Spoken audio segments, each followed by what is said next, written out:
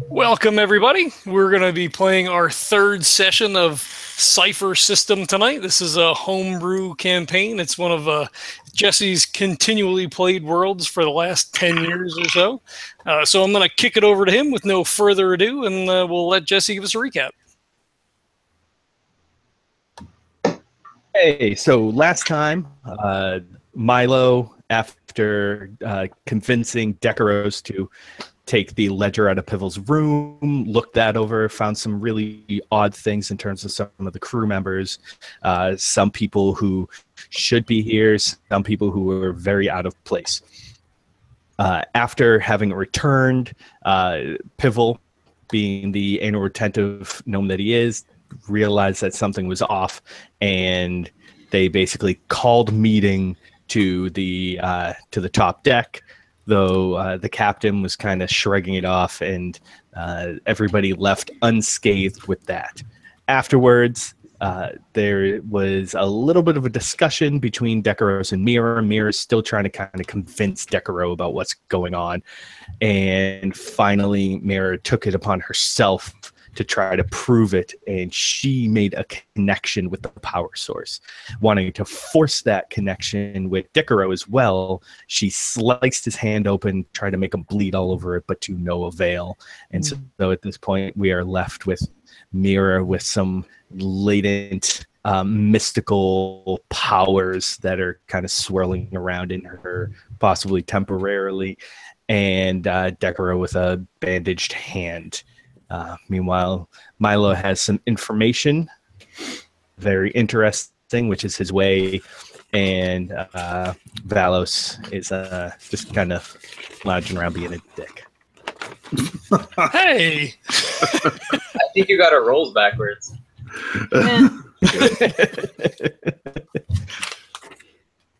Is that Milo's sentence? Milo is a dick that everybody hates. That's all right. He's closely based on me as a real person. That makes a lot of sense now. Knew it! All right, so I guess we should introduce the characters here again. So this is John. I'm playing Valos, the graceful warrior who moves like a cat. Woohoo! Hi, I'm Dani, and I'm playing Myra, and she is a hideous speaker, a cultist speaker who consorts with the dead.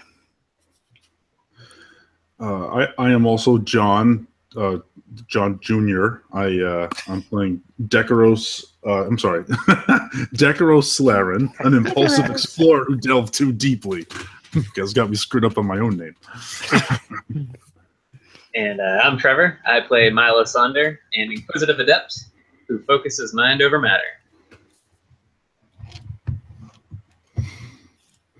And I'm Jesse, and I make shit up.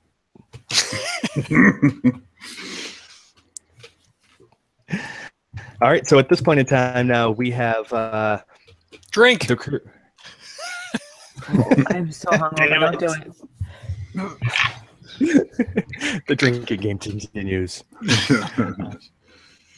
We have everybody kind of together now. Everyone's in their respective rooms. We kind of rested down a little bit. Milo has his information on Holdcorth and Karenith and Vihorn, who are all kind of the interesting people on the ship, some traders, some commissioners, some wanderers. And so you kind of have that info in your pocket, and Decurro has some tissues in his pocket. Yes. And yep, Myra has a mystical blade in a hidden pocket dimension. Ooh. And Very special Valos, pocket dimension. and Valos is just fiddling with himself in his pocket. Is there anything? So, is there anything that anybody kind of has a last minute resolution to? Is there anything that anybody wants to do right now? Yes, Or we Valos jump needs ahead? to powwow with Milo as they draw ever closer to Hielund. Okay, do it up. So yeah, right now you guys are about if just to give you an update, you have now been free of the main continent, and so you are making your way up past that chain of islands that kind of follows you up into the northern lands. So you're probably a little more than halfway to your journey. Okay. So so yeah, do you want to hit up Milo at night before everybody goes to rest, or is this something that you kind of want to do at any point? Well, at any point, it doesn't really matter. I mean, if we, run into each other, or I would grab them on the side, so it was just the two of us. Okay. Well, like a little pinch on the love handle or something. Yeah. All right. Yeah. Go ahead then.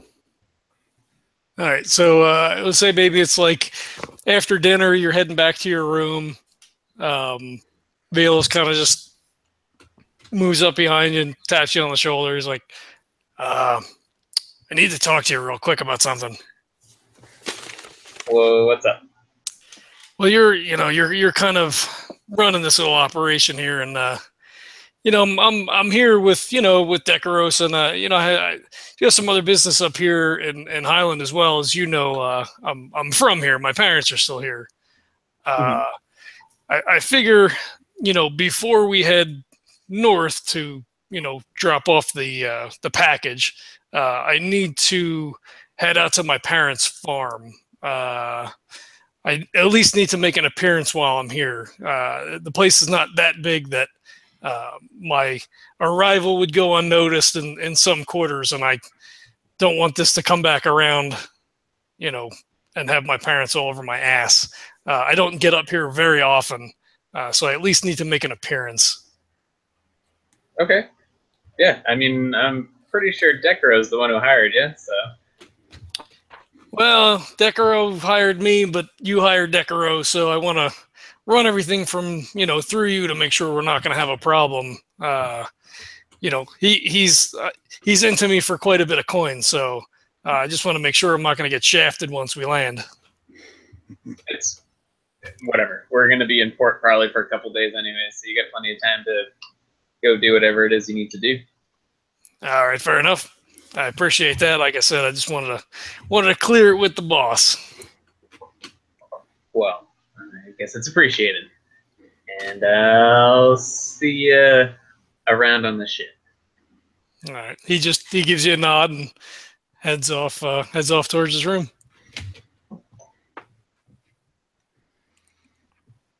All right. Is there anything else that anyone wants to finish up? Myra is ready to get the fuck off of this ship. Decurro, I mean, I'm pretty itching to get. Well, actually, Decuros is probably looking at his wounded hand, and he's just mulling over everything that's going on about this artifact and whether or not it's a good idea to get rid of it. But he also sort of wants to get the hell away from it. And that's really it. Basically, just kind of just waiting until we get to port, trying to avoid hold course. Makes. Did your hand heal like normally? I don't know. Did it? Yeah. So there's actually still the wound there. Nothing's healed over at all. Okay. In that there hasn't been enough time yet, or it's unnaturally not healing? It's only, I mean, at this point, I'm assuming we're kind of still talking within the same 24-hour period or so. Yeah. Okay. There's really nothing. It's stopped bleeding, at least. Yeah. It's just the whole thing, the connection with the artifact, Myra. I'm having some deep introspection with myself, which is it's unusual. not that productive. Yeah, that's weird. But the void matter is a real thing, and it has possessed me, and it is a problem. This isn't just a case of herpetogonosyphilis that'll clear up. Is there an ointment? Right, exactly. Not for you, there. No. All right. So yeah, if nobody has anything else, then we will take just kind of a slight jump of a few days. So the ship is pretty much kind of cruising along, and I'm assuming either will Milo or Decurro, or even Valos for that matter, you are kind of the hired guard, will any of you take a trek down to the hold? Or actually, I even assume Myra as kind of almost seeing this, if I read it right, as kind of a source of worship almost, now that you've made this connection to it. Any of you going to take a trek down to the hold at any point? I'd probably try to find some time to do it, to go check it out while Myra is there. Just like towards the end of the voyage, as I'm contemplating everything, I might have a couple things to ask her. Okay. Kind of towards the end of things, though, or is this something that you probably wanted to do within the next couple? No, it'd be like it'd be towards the end, because I'd probably have my mind made up about, or I'd have my thoughts sort of in order by that time. Makes sense. Valos would probably else? go down. I was gonna say he would probably go down every now and again just to check on things. Good. Just go by, check the tarp, check the ropes. Maybe lift the tarp and make sure nobody did anything. He wouldn't spend like hours down there, but he would, go through and check things to make sure that, especially with the dwarf hanging around, and we've already had some sense of. We know that there's bullets and there's all kinds of different things going on. So yeah, he would definitely check whether someone asked him to or not. All right. And Myra would definitely cool. be going down to the artifact too, just to meditate to it and trying if she can figure out what's going on and bring herself closer to this mysterious power. Very nice. Okay. So in that case, what I'll do is we'll say that it's a period of time. Probably a couple of days after the whole situation with Decurro has happened, where Myra is down in the hold, meditating near the artifact, attempting to regain that connection again. And meanwhile, Valos, you've kind of, it's a little bit before your time, so it's kind of one of those times where the hold is slow, but at the same time, there's a lot of people going. There's not a whole bunch of people down there. There's usually a few people going in and out really quickly, kind of doing what you're doing, like a last minute check on their stuff. Mm-hmm. So it's one of those times where there's a lot of people, nobody really hanging around, which is a perfect time for you to be there to check to see if anybody's screwing around. Sure. So we'll say that you're kind of heading down there. Myra's already hanging out. Why don't you go ahead and both give me an intellect check? Okay. Is this I'm sorry, is Decurro in on that too or no? If you want to be, you can. Actually, no, I'm going to say I wouldn't be paying attention in that way at this point when I'm going down to see her. Sounds good. I'm really, really kind of preoccupied with what I want to approach with her. Mm-hmm. If it's a straight Makes D20, sense. I rolled a 3. Huzzah! I got a 12 on a D20. So yeah, Valos, you're kind of going down, and you have, now that you're getting closer to home, your family's kind of on your mind a lot now, especially with the talk to Milo and everything. And so you've been doing this for a couple of weeks now. So it's kind of just like go down, check on the package. Right. We'll come back up. So you're really kind of not paying attention, especially heading down into the hold. Myra, on the other hand, you're sitting there and suddenly you hear a shift in the tarp, the canvas tarp that's covering the artifact. What way was the shift? Like up, down, across? It's kind of down and on the other side. Okay. So let's say if you're sitting like towards like the top left, it happened like mid-right. Okay.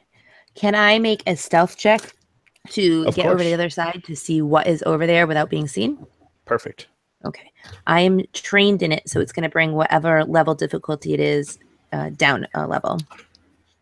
Make it we're starting off at a 3, so Okay. it's gonna be a pretty easy to beat. All right. Well, I rolled a 19. Nice. Yeah. Milo. Yeah, so you Yeah. were just another rat in the hull at this point. So you were moving with the ever subtle creaks of the ship, and like as I mentioned before, this the bitter mother doesn't really rock anymore because of the arcane stabilizers on it and everything. So it's a pretty smooth ride, but you're kind of you've got used to the flow of it now, and so every creak of the ship is like your footsteps meld into it. So you kind of turn the corner a little bit, and you see that there is this very small human-like person. It's with a totally shaved head, kind of slightly enlarged features. He's got these kind of bigger ears, and a really slender body, and he has some type of device. It almost looks like a stick, just like long and cylindrical, in his hand, and he's marking something on the tarp. I am going to. He did not see me, so I'm hoping maybe I get some kind of advantage for intimidation check, where I want to jump out and speak with him using intimidation, which I am trained in. Perfect. Okay. So I'm going to jump out of the shadows where he doesn't, right in his face and go, "What do you think you are doing?" And I rolled a 15. No, oh yeah, absolutely. So he actually drops what he's doing. The device falls from his hand, clanging onto the ground. He falls back onto his butt, and he's just staring up, and he's like, "Oh my God, please don't kill me. I don't know what I'm doing. What are you doing here? I don't know." What are you doing to this? It's not yours. I don't know. I've just been paid to go around and mark some of these, and I don't know when I'm sorry. Here, take it. And he he reaches down, like grasping at the floor, trying to grab the thing, and he finally gets his hand on, and still covering his eyes, holds it up to you, shaking, and you can see visibly, his whole body is just trembling. Who paid you to do this? I don't know. Some person just kind of left some money up in my room with a note, and he left a little map and these things right, and he reaches into his other pocket, and he's like, "Here's a note, and I got a map too here." And he's like, he paid me 3 gold in order to go around. I'm so sorry. I didn't mean it. Did I hurt anything? I don't know. Take the map. Slap him. And I say, "What room are you in?" I'm in 17R. What's your name? My name's Oscar. And I go, "Oscar, you will not remember this." And I'm going to erase his memories, or attempt to. And he's like, "I swear to God," I went. So I had to spend 3 intellect points. I have an edge on that, so it won't be the full 3. And then I do have to roll against something, but I'm not quite sure what. It's an intellect roll check, so I don't know what the difficulty of this would be. Or I think it's the creature's level, possibly. Okay. Well, we'll say so. He's a 3. Okay. But you're spending an edge, you said. I have to spend 3 to activate the power, but I am going to actually spend. Gotcha. So it only costs 2 because I have an edge, but I am going to put in some effort to bring it down a level. Oh, so very I'll spend nice. 2 more. Okay. So 12. Oh yeah, absolutely. Yeah, so he's just like still sniffling, and he's like, "I promise I won't tell." And you just kind of like reach over and like flick him in the head. And I sneak out of the way Yeah. Are you, with the you map gonna leave and him the there? tool. Yes. Very nice. I like it. But I'm taking the map and the tool with me. Sounds good. Okay. And I'm gonna go find somebody in our party. Well, I'm on my way down. So does he come like wandering up as I'm coming down? Does he look normal? Does he look like he's been befuckled, or what's the Befuckled. Oh, he's been befuckled. Yeah. We'll actually say that he's probably he'll probably stay unconscious for a short period of time. Oh, he's unconscious. Okay. Yeah. Yeah. It's almost like for just a few brief moments, not any significant period of time. And it's not even probably, it's more of a stunned than an unconscious. Okay. But however, if Myra is leaving the hold to go look, like I said, there's only one up and down. So inevitably she'll probably pass you. She's definitely going to pass Decuros, who is kneeling next to the artifact, and like his right foot is kind of like shaking back and forth, and he's talking to himself like, "I gotta, what do I do?" And she's gonna come up and she's gonna give you like a light smack, like, "Get with it." And I imagine at this time we will probably see Vic, John's character there coming the same way, so we can all be. And I'll wave him over. Absolutely. But what do I do? Myra, what is it? I need you aware right now. Wait, whoosh. Okay. I was trying to do what you Shut do. up. I was trying to... Over here. So yeah, so Valos, like, he doesn't catch you first right away because he's kind of like in thought. He's kind of like cruising down the steps, and then he looks up and you're like waving. And he's like, "Oh shit!" So he comes over and he's like, Is there something wrong? I was just coming down to make sure that there was nothing wrong with the package. Just kind of scope things out." Well, you're too late for that, as somebody was fucking with it. There's a gentleman on the other side in quite the daze right now that I put out of commission. I have his name and where he's staying. But he told me that he was paid by someone to mark certain packages with a tool. And I had the tool and the map of the packages he was supposed to mark. Is the tool recognizable? Yeah. Hold it out. Anybody have a history with arcane devices? That'd be Milo. Well, I mean, it is a chance. It might be something that I've come across with the old background asset. Yeah, that could definitely work. You want me to roll a thing? You know what? The no, you've been rolling really crappy in the last couple of rolls. I have. So I'm gonna make you roll just in case, but it's gonna be a really low check. We're talking about can you beat a 1? Can I beat a 1? Even Come on, if you want to. Well, I did roll a 6. You can spend some effort. Oh, Spend some effort and just, you rolled a 6. Well, rolled a it was a difficulty 1. It was a 2. Yeah. Okay, gotcha. Yeah. But then your background dropped it down to a 1. Got it. I mean, Nailed if it. you cared about us, you would have spent the effort to make sure you got it. But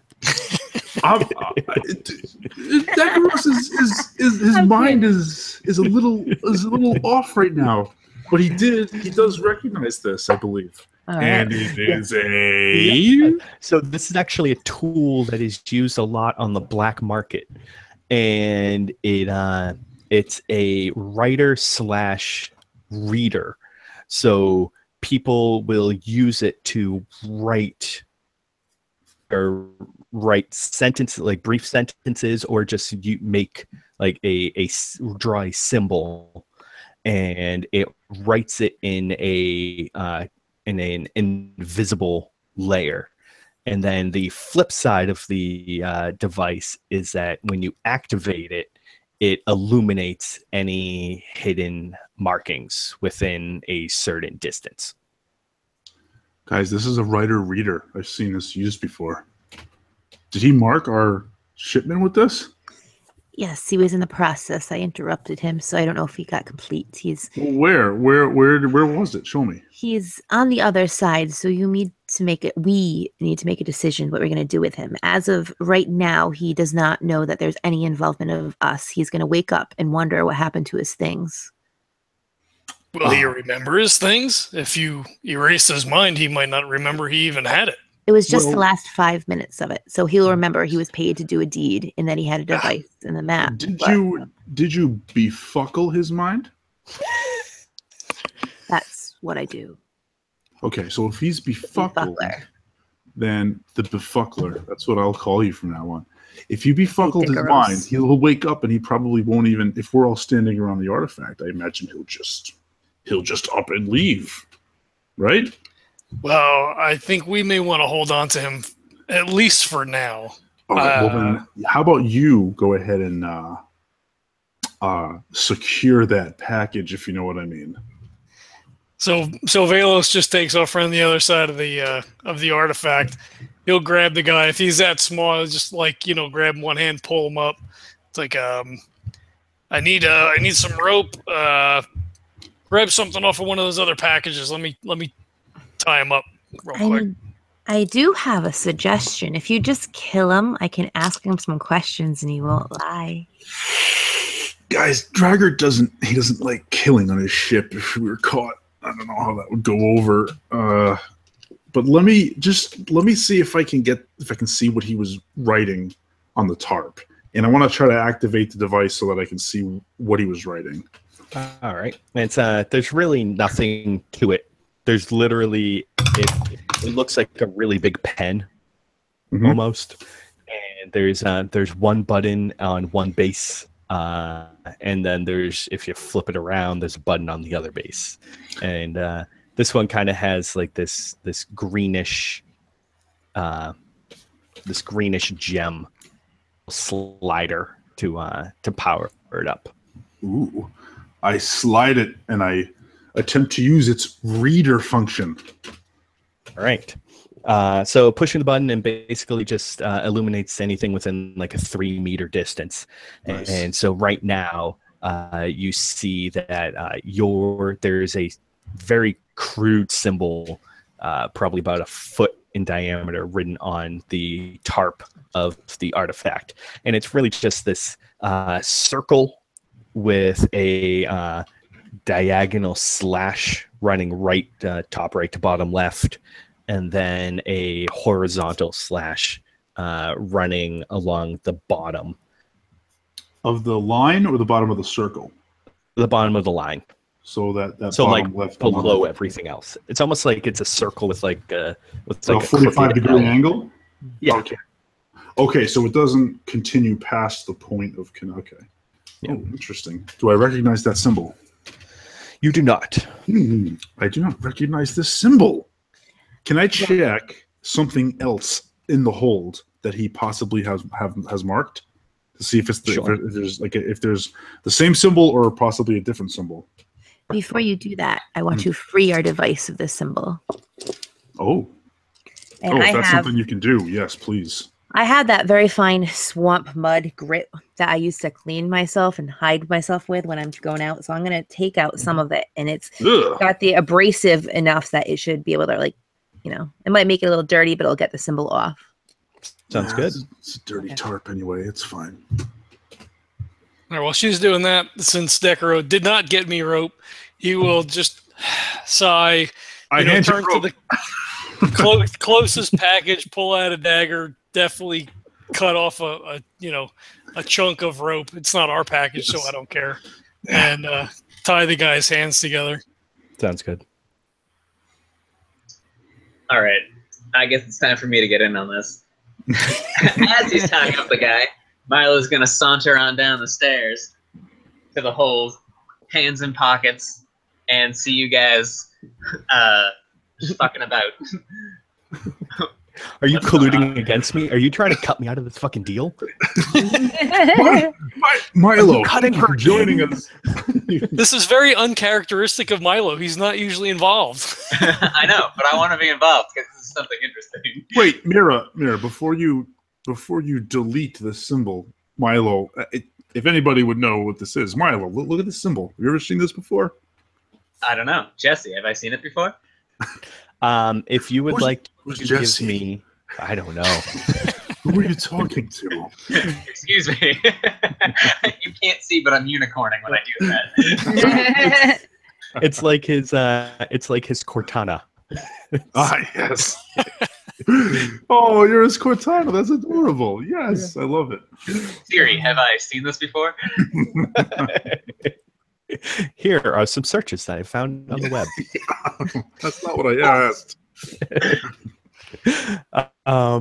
Go ahead. It's going to be a kind of difficult. So we're going with the challenge rating 4, intellect check, and this is for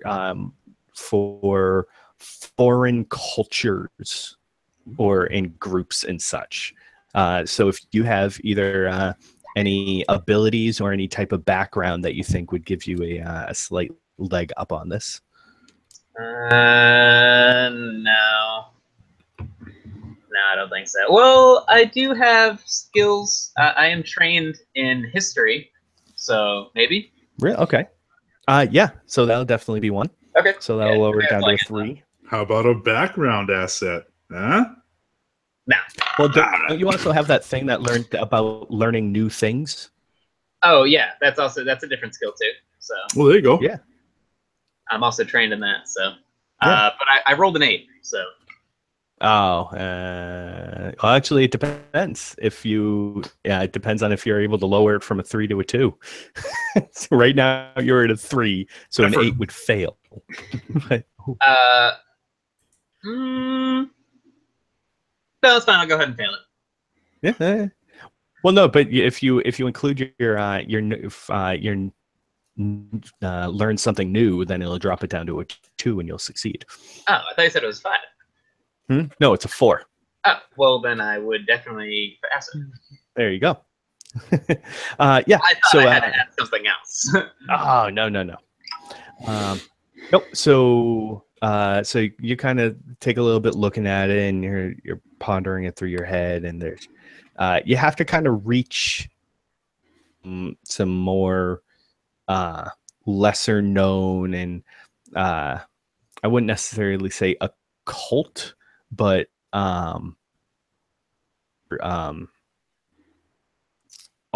the books knowledge.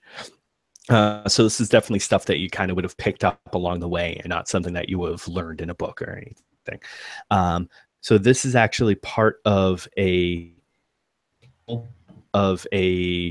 tribe that is found on one of the chain islands. And it's this race of kind of creatures who are in the past, throughout kind of history, known as like trinket collectors. So they're kind of one of those like if they're known of ill repute, they're bandits, but they don't steal. But they don't steal like important stuff. They'll steal like the shinies. They're mag. So, yeah, basically, yeah.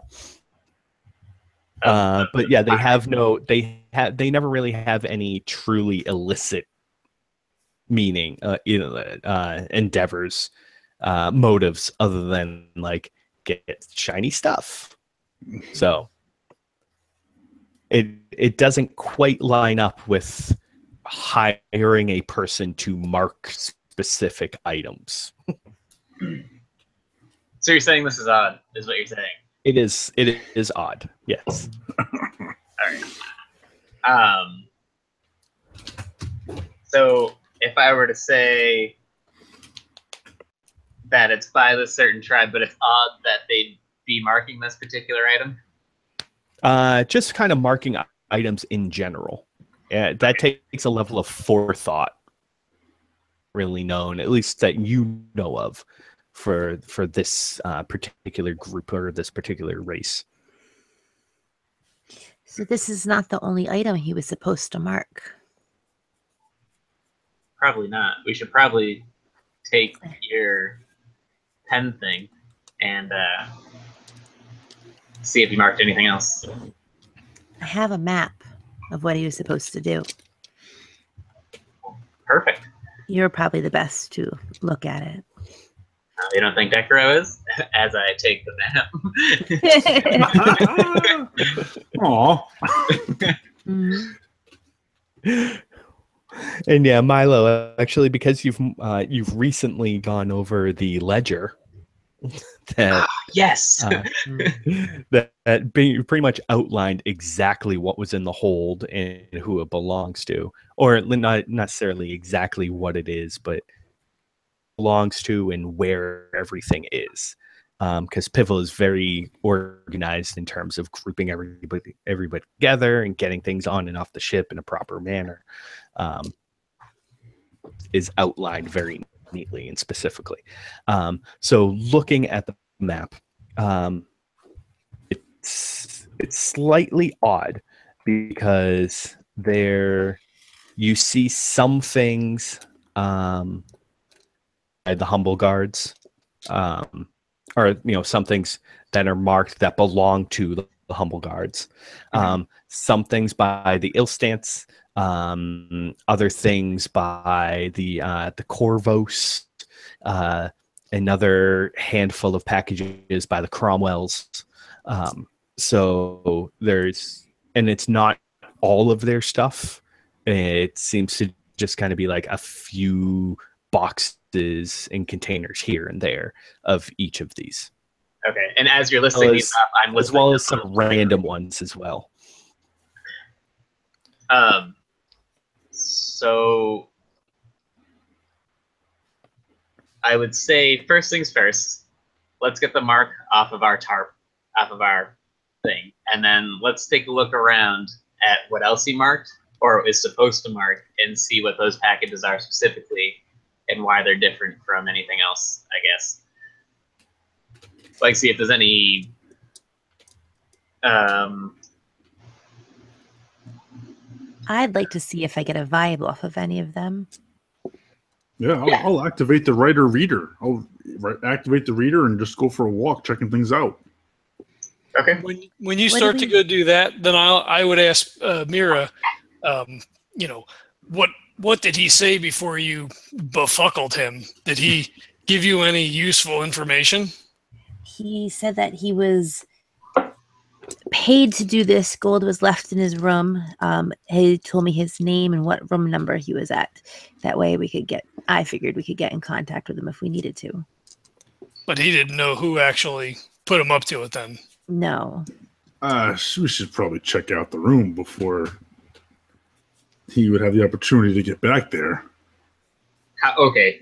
How long is he out for? He could wake up any moment. I don't know. But he won't remember what happened. But you're the befuckler. You can just befuckle him again, right? I could. Yeah. Just put him in a state of perpetual befucklement. That sounds like a bad idea.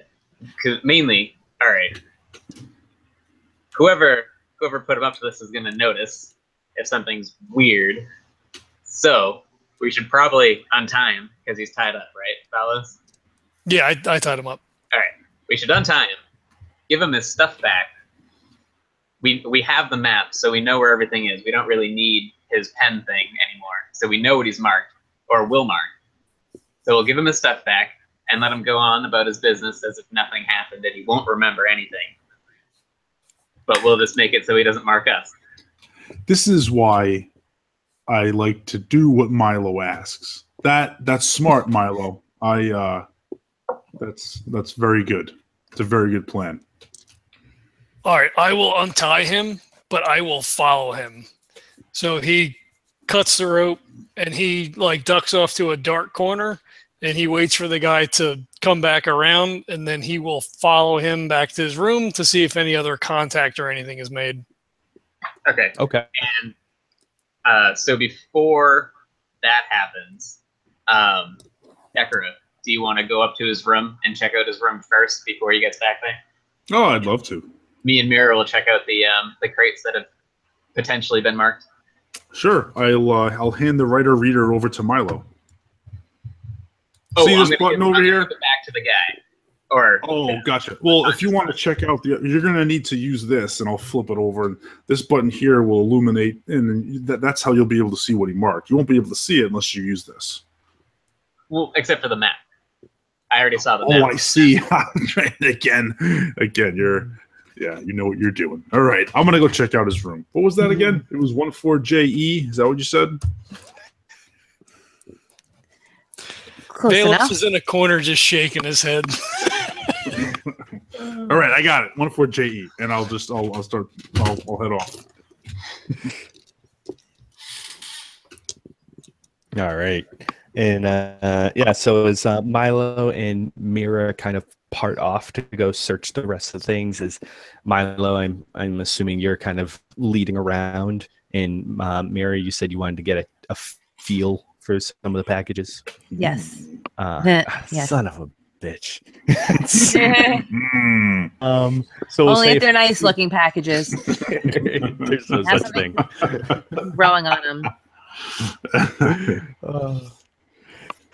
And we'll say Decurro kind of runs up and off to get ahead of this guy to search his room, and a few moments later, he begins to kind of stir, and he like wakes up, and he's like, kind of like dazes out. It was really weird the whole time because he was just laying down on the ground, his eyes wide open, mouth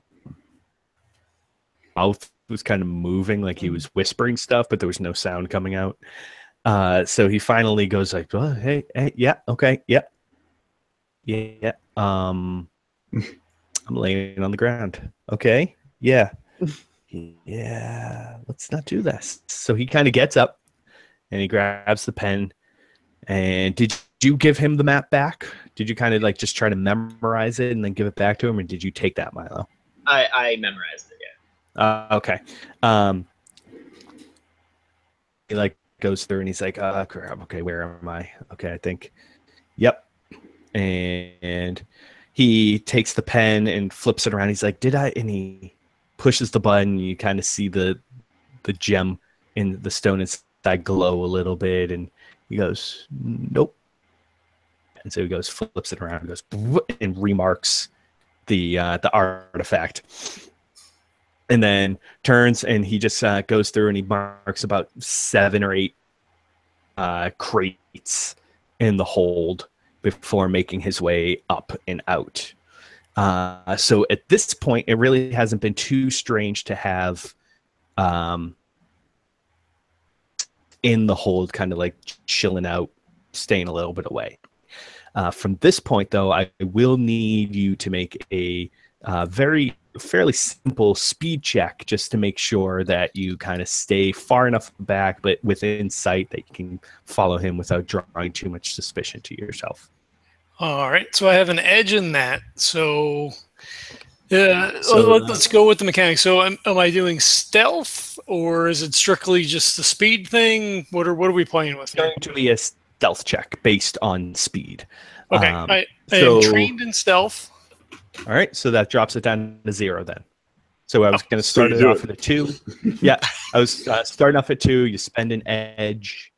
You spend a point, but you have an edge in it. So that's a null thing, which drops it down to 1. You're trained in it, drops it down to 0. Sweet. Now I don't have to roll. Yeah. Yes. Yet again, John gets away without rolling anything. Yep. So he's kind of also not really paying too much attention, which is why it was a little easier. He doesn't suspect that anybody's going to be following him. He was a little weary just in case because he was kind of lurking in the hold. So every once in a while he kind of is just kind of looking around, but for the most part he's like walking, spinning the reader writer in his hand, whistling. And eventually he kind of starts to make his way towards his room. Decurro, what is your plan? I'm going to 17R. I do know the right room. And I'm gonna listen at the door first. Okay. Go ahead and give me. Is anybody in there? Let's see. Yeah. So yeah, I won't make that's a non-check basically. So you'll just kind of listen, and it's you hear the slight kind of creak and moan of the ship, but it is pretty evident that there's nobody inside. Yeah, I'll try the handle. I'll just check around, see if it's unlocked. Yeah, it's unlocked actually. That's kind of open the door slowly. Just be like, well, I guess nobody's in. He's down there. I'll head right in. I'll just open the door slowly and check it out. Yeah, so you open it up, and it's an incredibly small room, probably about 2.5 feet wide by 5 feet long. And you see that there's a very small bed and a couple of foot lockers and a shelf. Huh. With a little mirror, and he has like some cleaning supplies and for like personal hygiene and on the shelf, and that's about it. What the personal hygiene items, are they like good items, or are they just like run of the mill? Oh yeah, it's just like a toothbrush and some. I got that. I don't need that. How about anything interesting on the shelf? No, other than there is the pouch of gold still sitting there. Nope, I got it. I pick it right up. There was a pouch of gold sitting. I got that. I don't even look in it yet. I just grab it, and then I'm gonna go take a peek at the chests that he has in there. Sounds good. Yeah, it's just his clothes. So anything nice clothes? Anything good? Anything nice in there? Like, it was just like shit. It's really kind of run of the mill, and actually, like, it looks like he has 2 foot lockers, and one he's kind of been keeping his regular clothes in, and the other one he's been dumping all his dirty clothes in. Oof. So one of them kind of smells a little bit, and then the other one he doesn't even bother folding any of his stuff. It's literally like and you even see like the sack that he was carrying his clothes in before. That he just basically emptied the sack out back off to the side and closed the locker, and has been kind of just pulling clothes out of it. I get that. I do. I get it. So I mean, if there's nothing else, I mean, I'd like to do like a thorough search to see if there's anything relevant to what's going on. I mean, the money I have, the gold I have. Mm-hmm. But you know, underneath like the bed, just to see if there's anything that has to do with what this tribal symbol. Anything like that.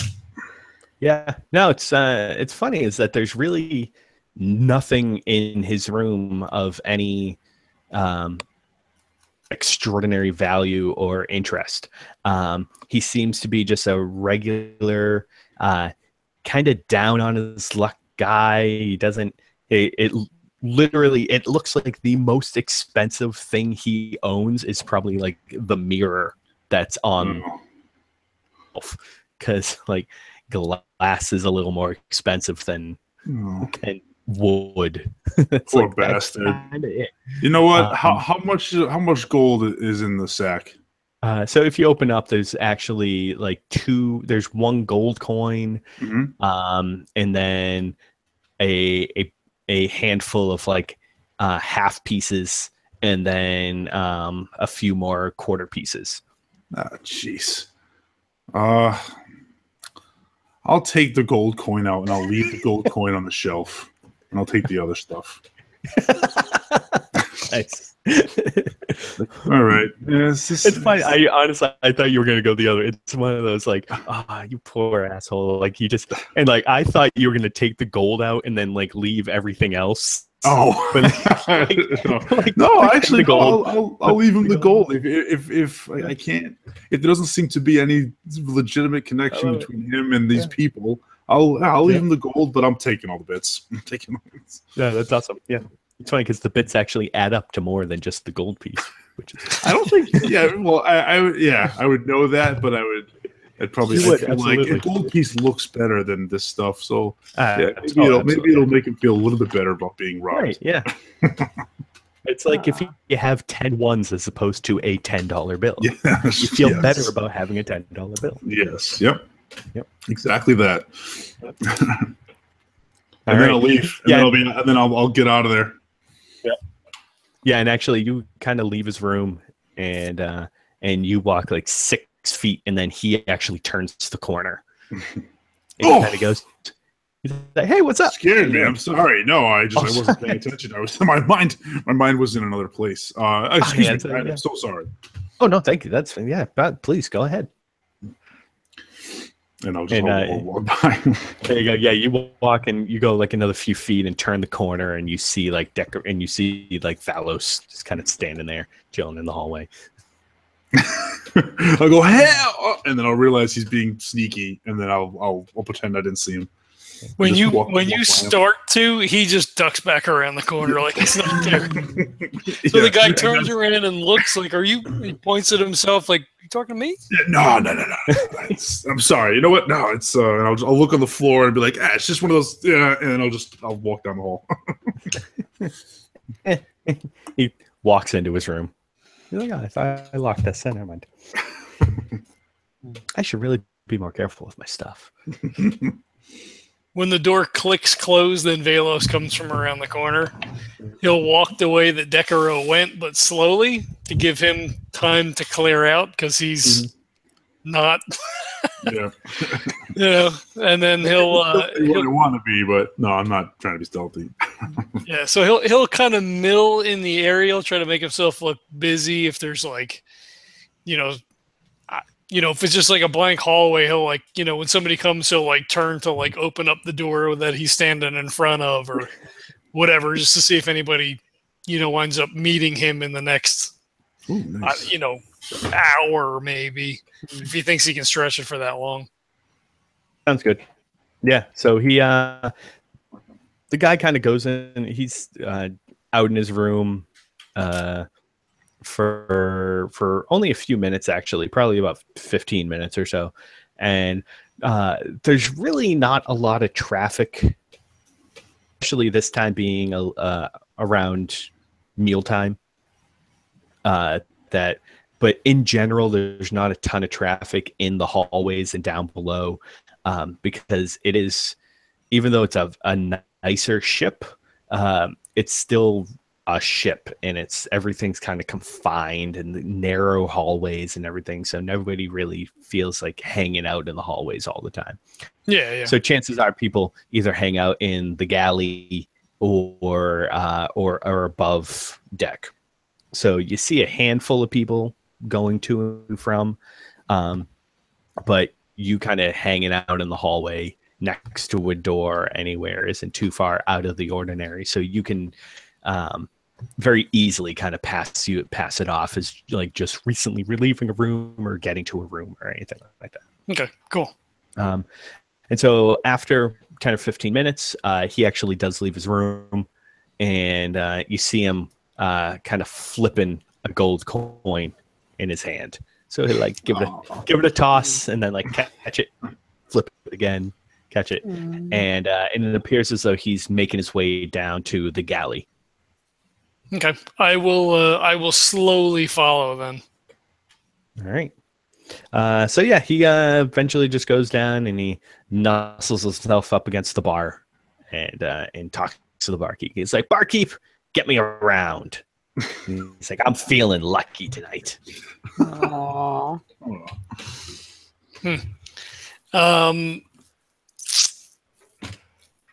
Valos will maybe take like 2 seats away from him, and then just sort of listen to see, like if somebody sits down next to him, if he's like, "Oh yeah, I'm, doing this or that or whatever," just kind of get like a feel for what's going on. If nobody comes down and sits and he doesn't engage with anybody, then he will, maybe after like 15 minutes or 20 minutes, just kind of like turn to him and be like, "So, how's your trip been?" Or, whatever. Just try to like, engage the kind of conversation. Yeah, so it's actually kind of a little bordering on sad is that he actually attempts to engage with almost every single person that comes up to the bar. Where they'll come up and they'll like be ordering a drink, and the bar keeps like going again. He's like, "So, how you doing? What's your trip? Where you going? What's it?" And they kind of just like look at him. totally ignore them, grab their drink, and leave. To the point where, like, the bar is actually usually like about half full, you know, scattered seats here and there, but there's like nobody sitting at the bar except for him at this point. Okay. So then he'd turn and be like, yeah, rough crowd, huh? Yeah, it's, you know, some people just kind of like to hang out by themselves. I can totally understand that. That's fine, you know. Yeah, well, you know what they say about drinking alone, right? No, I don't. Oh, all right. Well, it's fine. So he'll tap the bar, you know, to the bartender and, you know, point at the guy to like have him bring him another drink. Hey, I got this one for him. I got you. I guess you know, I just recently came into a little bit of money, and I'd like to kind of share it. Yeah, it's, you know, feeling good today. You know, Valos kind of takes into like his whole appearance. I guess he's, you know, not like, you know, fine clothes or anything like that, and he's just like, don't worry about it. I got this one. Maybe you get the next one. Okay, yeah. So what brings you aboard the Bitter Mother? Where you headed? Oh, you know, just heading up north. Kind of, I spent a lot of time down in Redstone and kind of did the thing down there that everybody does, and hang out and find some business and some jobs and things. And, you know, that didn't really work out. So I decided, you know, why not travel, head up north and you know, see abroad, see what's out there. And so that's why I did. You know, it's the Bitter Mother was one of the last ships that actually had some room, and they kind of took a little bit of a break on me and gave me a little bit of discount so that I could actually get a room on the ship, which was really nice. So, you know, Pivotal kind of taking care of his own kind of thing, and so yeah, you know, they let me on and yeah, so I'm just kind of hoping, you know, heading up there, looking for new fun adventure kind of stuff. So, or just a job and maybe a place to live would be nice too. So what does this guy look like? Is he like goblinoid? Like he's got like big floppy ears, or just like big big human ears? A rabbit man. Big human ears. So Okay. he's pretty much like almost like a halfling. But he's slightly out of proportion, and like I said, like shaved head. But you can kind of see now that you're up close. It's one of those like, oh, you shaved it because you were going bald. Yeah.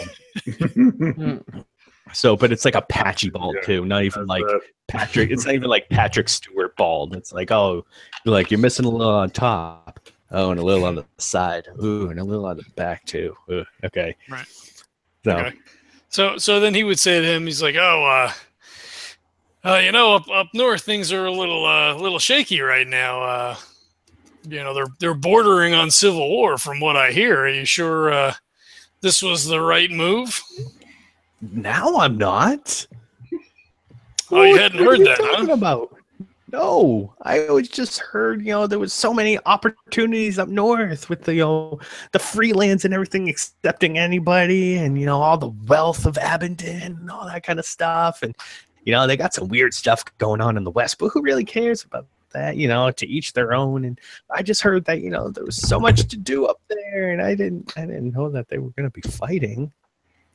Well, I mean, nothing's sure, but I mean that's the scuttlebutt that I hear. I mean, you gotta watch yourself once you get there. There is some coin to be made, but you know, the freelance, they you know, they really you know, they enjoy their freedom. You know, that's what they call it, the freelance. So you know, honest coin for honest work. I mean, that's the motto down there. That's kind of one of the reasons why I wanted to leave Redstones. You know, on the surface, there's a lot of opportunities, but man, once you dig down below, you know, you really kind of have to make some sacrifices, and in your heart, if you know what I mean. So it's just stuff I really couldn't get down with. He gets a wistful look. He goes, "Yeah, I know more than you could possibly imagine." Yeah, I bet. Yeah, you look like someone who's kind of been around a little bit, with all your fancy clothes and. Oh, I'm a simple man. I'm just I'm on my way home to see my folks. I don't get to see them all too often, and they're getting up in age. So like you, I grabbed a spot on the Bitter Mother, and yeah, it may not be a happy reunion, it'll be a reunion nonetheless. Oh, well, that's nice. At least you can afford to get up there and see them, and that's really nice that you're so close to your family and that you'll be able to do that. That's good. He gets like 1,000-yard stare. And he doesn't respond. He just he's like looking over the guy's shoulder. Oh shit! And after like a few moments, the guy kind of like looks at him. He goes, "Yeah, it's nice." Yeah. And then he taps the bar for another drink for himself. Uh-oh. Hey, like I said, I got this one for you. Yeah. So he picks up the drink and he clinks the guy's glass sitting on the bar, and he's like, "Thanks." Yeah. He will continue to ply him with alcohol just to see if anything. He doesn't have anything to do. They're stuck on the boat. Yeah, right. He will not drink nearly as much as he can potentially foist off on that guy, just to see if anything comes out over the course of the evening. That's good. Yeah, so you'll just basically learn a few things about the guy's life and how he's kind of down on his luck and everything, and pretty much the rehash of but in a little bit more detail of picking up odd jobs here and there, and that there's really nothing outwardly special about him, and that he just seems like a nice guy who can't get a break. Okay, so he doesn't mention like, this guy had me do this weird thing, and like I made a couple extra coins on this shit, so none of that stuff comes out. Well, probably later on, once you get a little bit more, and he'll actually, when if you start talking about money and all that kind of stuff, he will probably say, it's like, I actually, I finally did get a decent break. I think I just got more coin than, I've made in the last 4 years combined. Oh, really? How did you do that? I might be interested myself. Always I'll see if I can hook you up. Because the guy, he left. I don't know who he is, but he was very nice, and he left me a thing to do with a piece of paper and so on. Well, you lost me. So you got paid from a guy that you don't know, but he asked you to do a thing? Well, yeah, he left me a note, and he said, "Do that, and here's some money for it." Was it risky? So I did it. Not really. No. No, I just I would definitely be interested. I just had to go around and mark some boxes. I'm assuming I don't know, for stuff. That was it. I even was able to take a little nap. So, that sounds like a pretty good gig. I wouldn't mind getting paid for sleeping. Last time I took a nap on the job, I got fired. They let me go. That's usually, yeah. Okay, sure. Yeah. No, yeah, that's how I got this. And he lifts up his sleeve, and you actually see this small brand on his arm. Ooh, that looks like it hurt. Only for a couple of days or 5. Jeez. Jesus. Well, it's only pain. Yeah. He's like, all right, well, I'm in room 27G. So, yeah, if you have some kind of a connection, look me up. I might be interested. I tell you what, I'll leave a note. And I'll say, hey, next time you have a job, give it to me. But the time after that, go to this guy. Yeah, sure. It's like a finder's fee. I get it. That's cool. Yeah. Yeah, I'm sure he'll be more than happy. All right. I appreciate that. I don't really know who it was, but they're nice people. All right, that's fair. A bunch of people. What if it's a bunch of people who just go around giving money to other people? That's not usually how the world works, but if you know, maybe that's how it should work. Is just people go around giving money to people. I would sign up for that. Because then I would have more money than the money that I just spent on all this beer. That's probably true. I don't have any more money. It's not a good night. It was a good night. I met you. You're nice. What's your name again? Carl? It's Steve. Steve.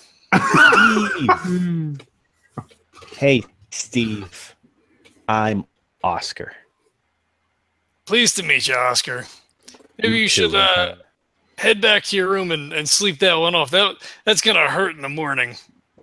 Wait, barkeep. I'm done. My room and go sleep.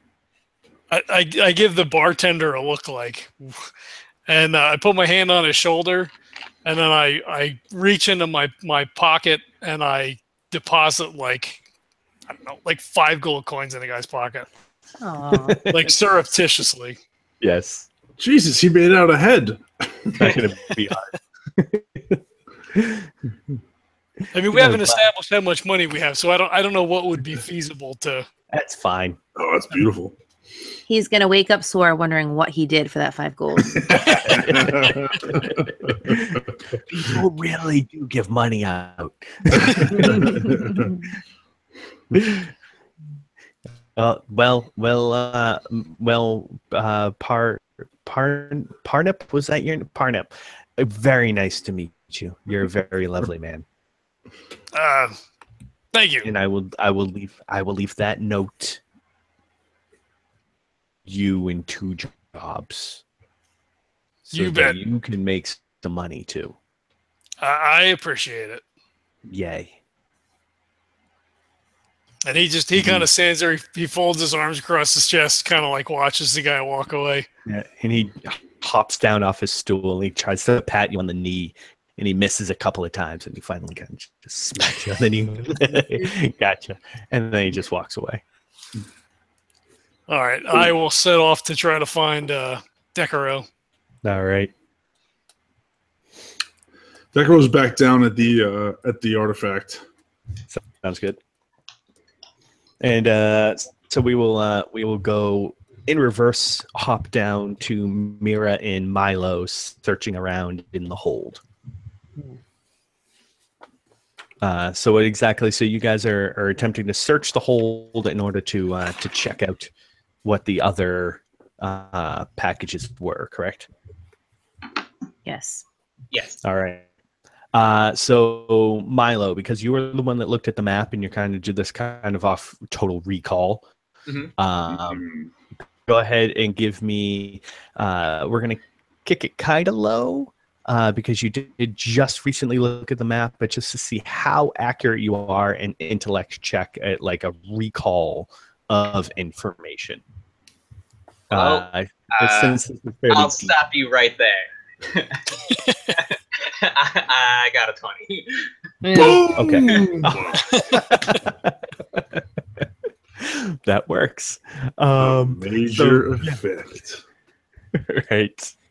So you actually recall pretty much. I actually have X-ray vision now for this major effect. You see everything. To combine your information that you saw with the map and the information from Pivel's ledger, So you're going through, and now most of these containers aren't, all except for the more higher end ones, like Humble Court, who own like a shipping business.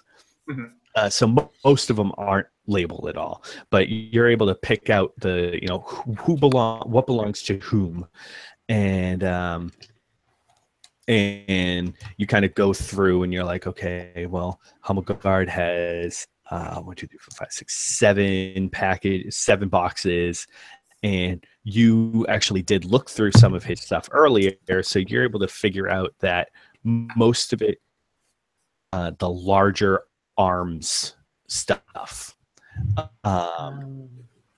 and then looking through a couple of the other boxes, you see that most of them are fairly small compared to the Humble Guard ones.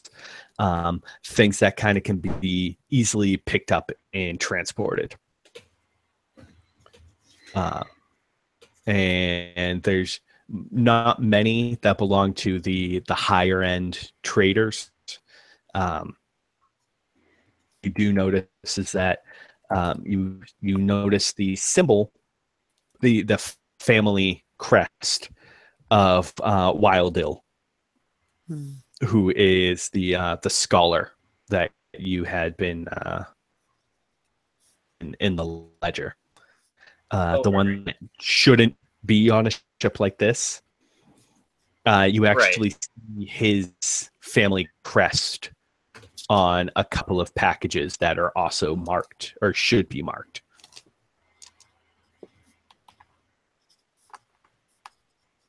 Okay, so it's mainly just, from what I recall, the weapons and ammunition and stuff like that.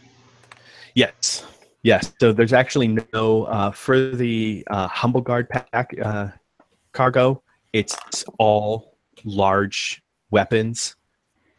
Smaller ammo boxes are contained in this, and then from that point, they look to be the ones from other people seem to be smaller, either like 2x2 or 3x3 boxes. All right. Is there anyone around that I can maybe, if I could discreetly open a box? There's a couple of people down here, but the hole is large enough that if you're a decent distance away, it'll probably, any erratic noise will be lost in the echo or drowned in the sounds of the ship.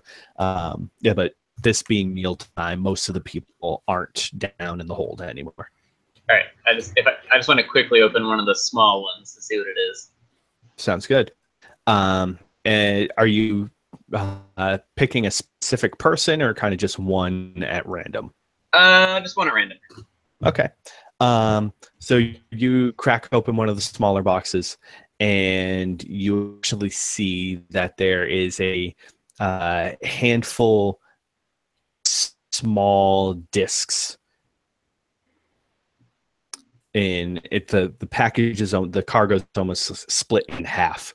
So with on the left side, kind of strewn about with some hay, are these small, probably 3-inch diameter discs, and each one of them has a hole center. And on the right side are these small, almost marble-sized gems. All right, I'm going to take one of each and pocket them, and then close the thing. Sounds good. What was that in there? And I'll actually, you know what? I'll actually hand her the disc and the gem, just and be like, "Well, if you feel anything." Not that I believe in that kind of stuff, as an offhand comment. I've never seen anything like this before. No, you're probably not used to like in such. So this isn't something that you've ever run across. Well, just for shits and giggles, I'd like to try and just hold it and focus my attention on it and see if I get any kind of vibe that has anything to do with the artifact that we are carrying or they are carrying. All right.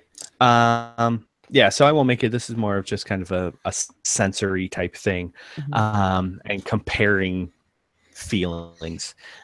So you really don't get anything off of either the device or the gem. They seem pretty inert. Are these types of weapons, perhaps? Everything else was. Are you talking to me? Yeah. All right. I don't know. Actually, I've never seen these. Or ammunition? No idea. Unless Jesse, would I know what these are? You could always give me an intellect check. All right. I rolled a 9. All right. Yeah, let's go with that. That'll work. So if you want to go ahead and a D100 roll. Ooh. Ooh. 77. Nice. Okay. So it's without it being active, it's it looks very clearly like this gem power source to this disc. But even without kind of putting it in, you can look at the device and you have read about these. It's not really something that you've needed to come across, but this is a sound dampener.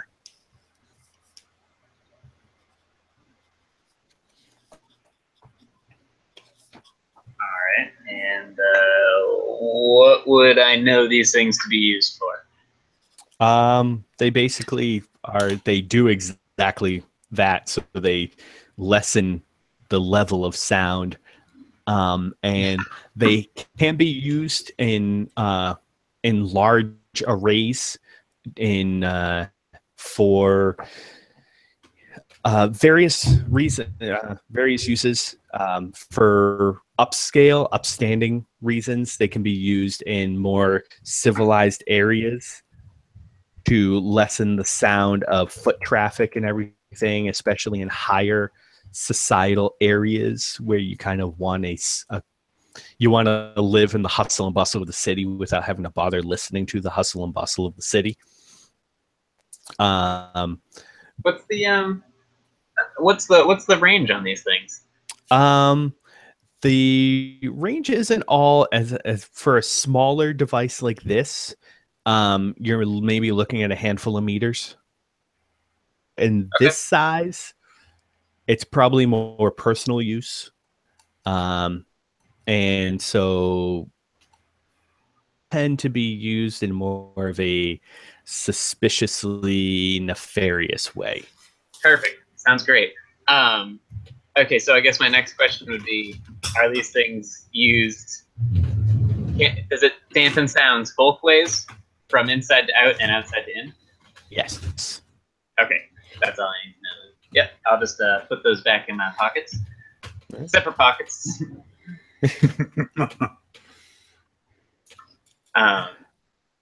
And I'll turn to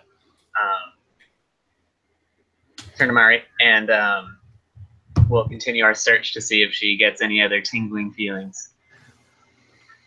All right. So let's see. At this point, we have Decurro heading back down to the hole, you said? Yeah, I'm going back down to the artifact, and if unless I see Myra and Milo doing something interesting, or if they're on a different part of the hole, I'm gonna just mill around the artifact, just looking at it and trying to consider things. Okay. And Valos, you after you kind of smoothed Oscar and kind of talked to him a little bit, what was your plan? I would have gone to the room first to go look to see if Decurro was there. If not, then he might take a quick tour topside, and then if not there, then he would head down to the hold. Sounds good. All right. So we'll say that right now, Decurro is down below, hanging out around the artifact. Milo and Myra are kind of searching around the rest of the things. You're kind of coming to the end of the cargo that that was marked, or that should have been marked. You're kind of coming on the end of a handful, about 4 of the Ilstant cargo packages. And you know that, Ilstant usually pays a little bit extra to get his stuff loaded off first. So he's kind of found towards the front of the cargo bay. And so you guys are kind of coming up to the end of that. And right now, Valos is topside, kind of giving a quick peer around for Decurro. And so Decurro is kind of lost in thought. Myra and Milo checking it out. Valos kind of giving a quick look around. And it's kind of dark out, but they keep the topside deck pretty well lit, especially in the early hours of the night, just when people are awake and probably going to be milling about. When suddenly you hear this incredibly loud and very abrasive start to blare. And it feels as though it sounds as though it comes out of nowhere and everywhere, as if it's like built into the ship itself. There's no, bells or anything like that look as though they make this sound. It kind of just vibrates from the ship. You see all of the deckhands begin to just run and scrounge. So if I'm still topside, he will, he'll look around to see, whether or not we're being approached by someone else. Just to, like, he'll kind of crouch, both daggers out, look left, look right, look to see if there's any like immediate danger. All right. Go ahead. It's going to be a pretty difficult check. So we're going to go on a 5 for this, but this is going to be a 5 of basically like intellect based for perception, to be able to kind of look around. I don't know if you have any type of edges or abilities that would drop that down, but I do not. Gonna be a tough roll. All right. I rolled a 15 on the button. Hey, very nice. So you're kind of looking around and you're like, what the hell is going on? And you start kind of first flicking like left and right to all around the ship. I'm like, what did Decurro do? And then you kind of catch something like up and out. And at first you just see this small bluish glint. And you see like probably about two or three circles of this glint, very small together. And then kind of off to the side of that, probably about 30 or so feet, you realize that you see another couple groups of glint. And at first they probably look like starlight if you were just kind of giving it a casual glance, but then you realize that these are a little bit bigger and a little bit bluer than stars, and they are moving. And then soon enough you see that there's another set and another set and another set. So if there's like a hand that's close by, he'll be like, hey, you, what's going on? What is this? And he just turns to you and he goes, we don't know. The alarm went off. That's usually when something's near us that's not supposed to be near us, but we're checking it out now. And he just kind of goes to run off. And at this point now, you also see that there's a handful of guards that have started to make it topside. And Draggart has come out and is now up at the helm of the ship. All right. He'll take another quick glance over to where the lights are, try to like make quick mental calculation, like how much time do I have? And he'll run below decks, assuming that's where everybody is now, and let them know that shit's hit the fan. We need to get topside to help drag her out with the ship. Sounds good. What are the three of you going to be doing that once this alarm starts going off? We're all still in the hold, right? Yes. I guess I would probably go topside to see what's going on as well. Sounds good. How about Myra and Decurro? Feeling from these lights, or whatever happened, would anything radiate down where I got some kind of... Here's my predicament. I have to bow out. My computer is about to die. So I was thinking that my character, while this is going on, would just be... If it's... if it had something to do with it, would either go into a trance that she couldn't break out of or something like that. I think especially it might make sense. Oh, no. Especially with the alarms going off and everything, it could be kind of a sensory overload. So you might want to maybe Myra would like go into hiding almost. Okay. I just disappear on everybody. Yeah, I'm going with that. This is just going to sign me off. I'm sorry, everybody online. It's been a tough week. All right, we'll find the charger. All right. Yeah, so we'll say that, once, especially Milo being right there and Decurro might notice, but we'll just probably play it off as, once all the alarms and the sirens start going off, that Myra kind of like starts looking around and darting around and like scatters here and there for a few minutes before finding like a really dark corner to hide in. Maybe starts packing mud on her face. Yeah, I mean, she doesn't know if maybe they found out that she's there, or Exactly. something that happened with with the we let that guy go, so maybe because we haven't really communicated since, so maybe like Exactly. He reported something or whatever. So I mean that makes sense. Yes. And she can't say no. So yeah, all right. So we have Milo then to the top deck, and what would Decurro be doing? You're muted, John. Well, we can't hear you even if you're not muted. Nope, still nothing.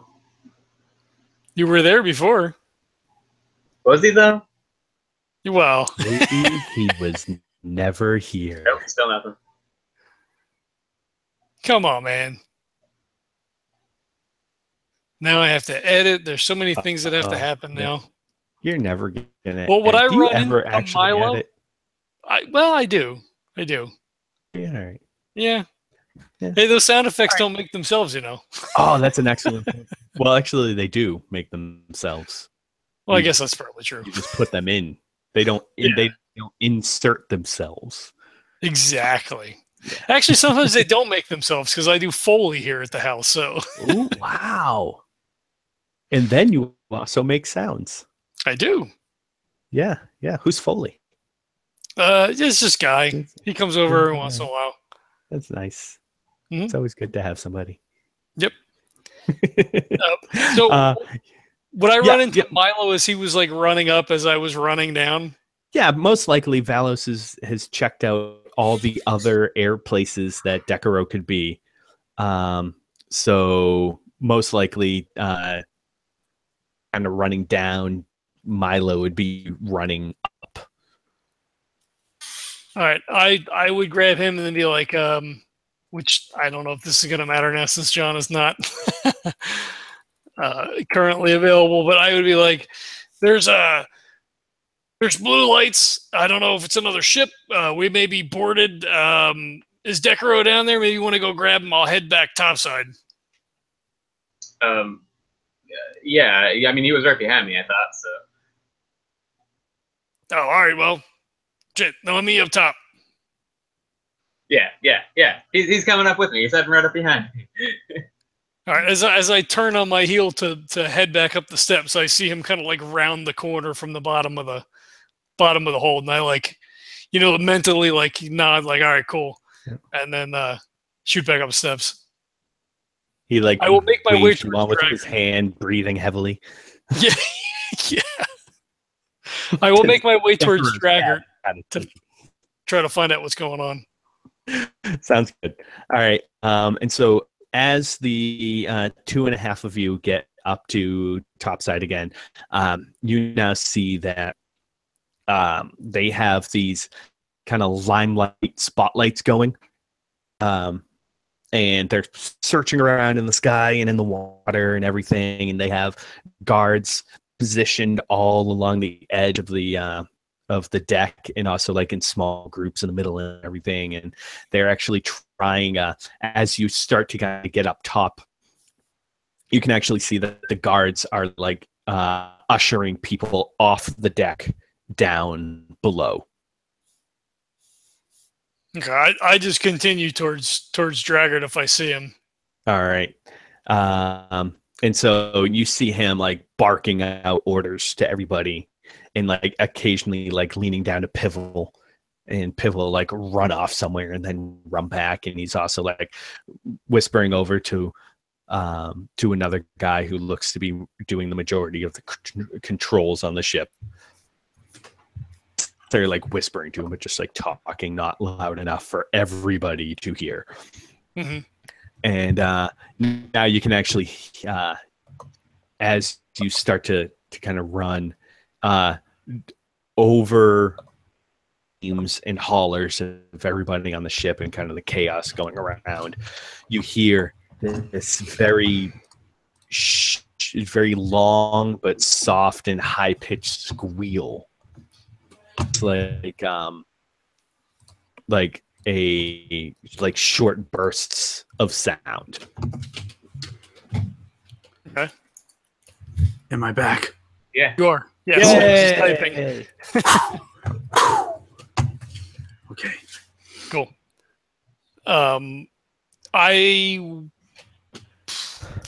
Unless a guard stops me, I would charge over to where he is. Mm-hmm. And all right. There's actually guards like at the bottom of the stairs. So one of them probably will be like, "Hey, you're supposed to be going down. We don't want any of the civilians up here right now." He stops and he looks at him, and he's like, "I'm not your regular civilian, pal. Look, you're gonna need our help. I want to know what's going on. I need to talk to Draggart." And Dragon will actually kind of see what's going on, and he goes, "Let him up. Let him up." I just stare daggers at the guy until he moves out of the way. Immediately, yeah. And you then like expect to have to like get into like an intimidation thing with him, and he just like kind of steps aside, and you're like, Yeah, I wait like another beat, and I'm like, all right. But I like slowly walk up the steps. Decurro would be following Valos, for sure. Move your fucking ass. So he'll like, jog up the last like 3 steps. And be like, yeah, I was up here looking for Decurro, and I saw the lights, I heard the siren. What's going on? Is this a normal occurrence? Are we being boarded?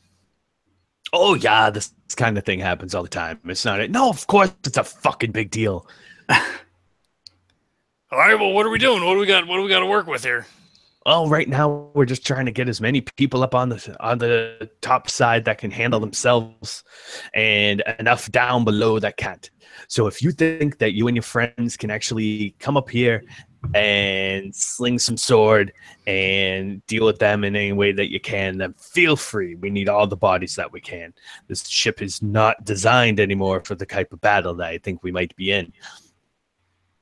All right, well, we're ready then. Where do you want us? I want you rolling initiatives. Awesome. All right, now is this just a straight D20 roll? Is this like a speed defense thing? That's an excellent question. It's a speed roll. So if it's a speed roll, and if you would have like training or specialization in, quote unquote initiative, and that would whatever we're rolling against, it would basically give you a +3 to it. Well, I have speed, defense, specialized. That's why I ask. So I don't know if it's not a defense roll though, right? No. Yeah, I'm trained in initiative, so okay. It doesn't matter because I rolled a 1, but but normally it would mean if I was trying to beat a difficulty 3, then it would be difficulty 2. Like if the monster or the challenge itself was a difficulty 2 or 3, it'd be lowered down 1 step. All right, so I have an edge in speed. So if I spend 1 edge, it's essentially free then. If you're going to be doing it depends on the difficulty, but if you're doing if you're putting in a level of effort, you actually spend 3 points from your speed pool. If you have edge, then it subtracts from that cost. So it'd still be 2 then? Yes. Yep. Okay. I will make a straight roll. I got a 6. All right. Those points may be coming in handy for other purposes. and honestly, I guess, even with a 1, with a 6, we're preparing because we don't know exactly what's happening. So. And I got an 8. Oh, God. That's okay. You guys are horrible at this game. And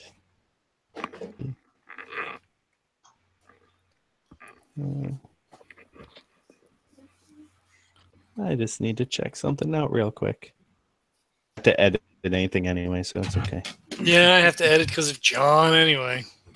I don't know what that was. Oh, it was all of a sudden just it changed what my microphone was. Just I don't know. Yeah, Google. That is really weird. I had to change it back to my Yeti. All right. Yeah, so it looks like these things will be acting ahead of you guys. All right. Really? I rolled a 1. That's weird. All right. So where are Milo and Decurro right now? I know that Valos is up here, the command section. Did you guys follow Valos up, or did you stay at the bottom of the stairs? Yeah, I imagine that with my 1, I probably didn't make it up. Or at least when I got to the top of the stairs, I was preoccupied with something else. Like, oh, that's a nice look at that. That's a nice sail. Nice design on that sail. Or who's up in the crow's nest there? What's happening up here? But yeah, I'd be up on deck. Good. Milo? Yeah, I would have followed Valos up. I guess I would have been just kind of standing by him with my hands in my pockets. and my messenger bag slung over my shoulder. An easy coolness. Uh-huh. All right. So yeah. Now there are a handful of creatures that you can see that begin to swarm about the ship. And these things probably have their like in their appearance.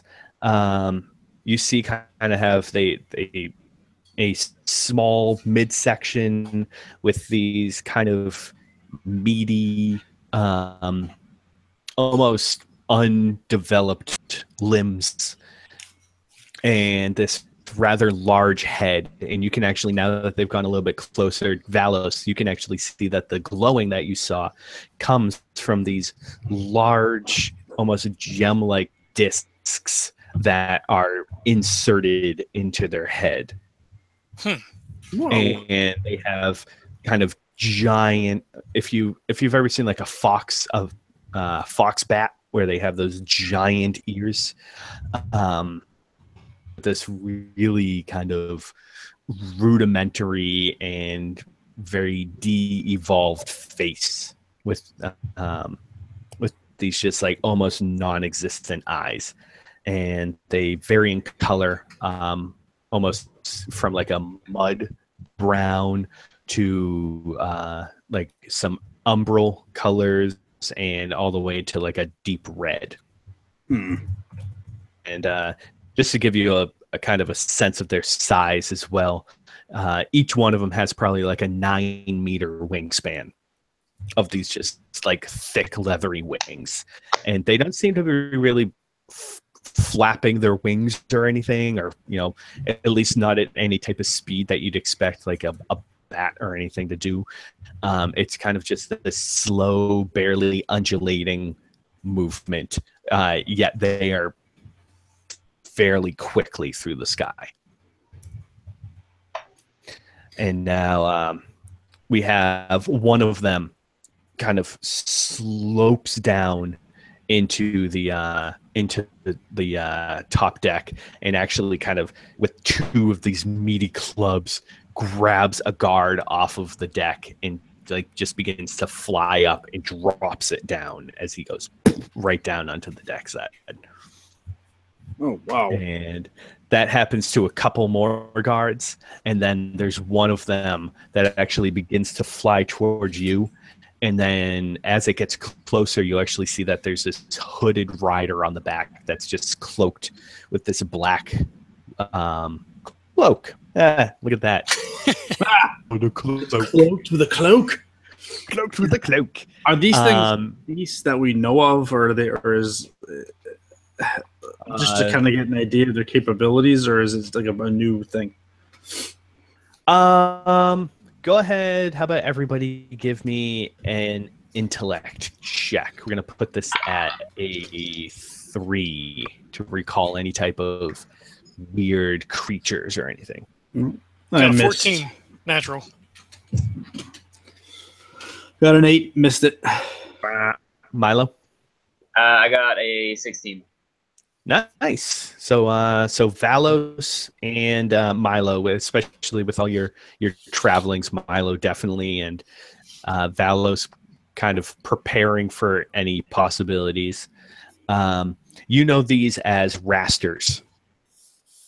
Kind of these normally keep to themselves type creatures. But they can definitely be, they are easily riled. They do usually have dwell in like clutches of like 4 or 5 or 6 of these, and they're quite often found near water. Okay. And they have been known to be tamed somewhat. So it's like taming a boar. It's not easy, but it is sometimes a possibility. So Valos would just yell out, "Rasters!" Yeah. And immediately you actually see quite a few of the guards and everything immediately look up to the sky, so they definitely know what you're talking about. All right. And He's happy that they're looking up. There you go. And so now this one that is flown pretty close to you guys and that you've gotten a decent look at it. You actually see that the rider on the back now, the cloak moves and he pulls something out from the side, and you just hear this as a giant bolt flies right towards Decurro, towards Valos. Oh, Right.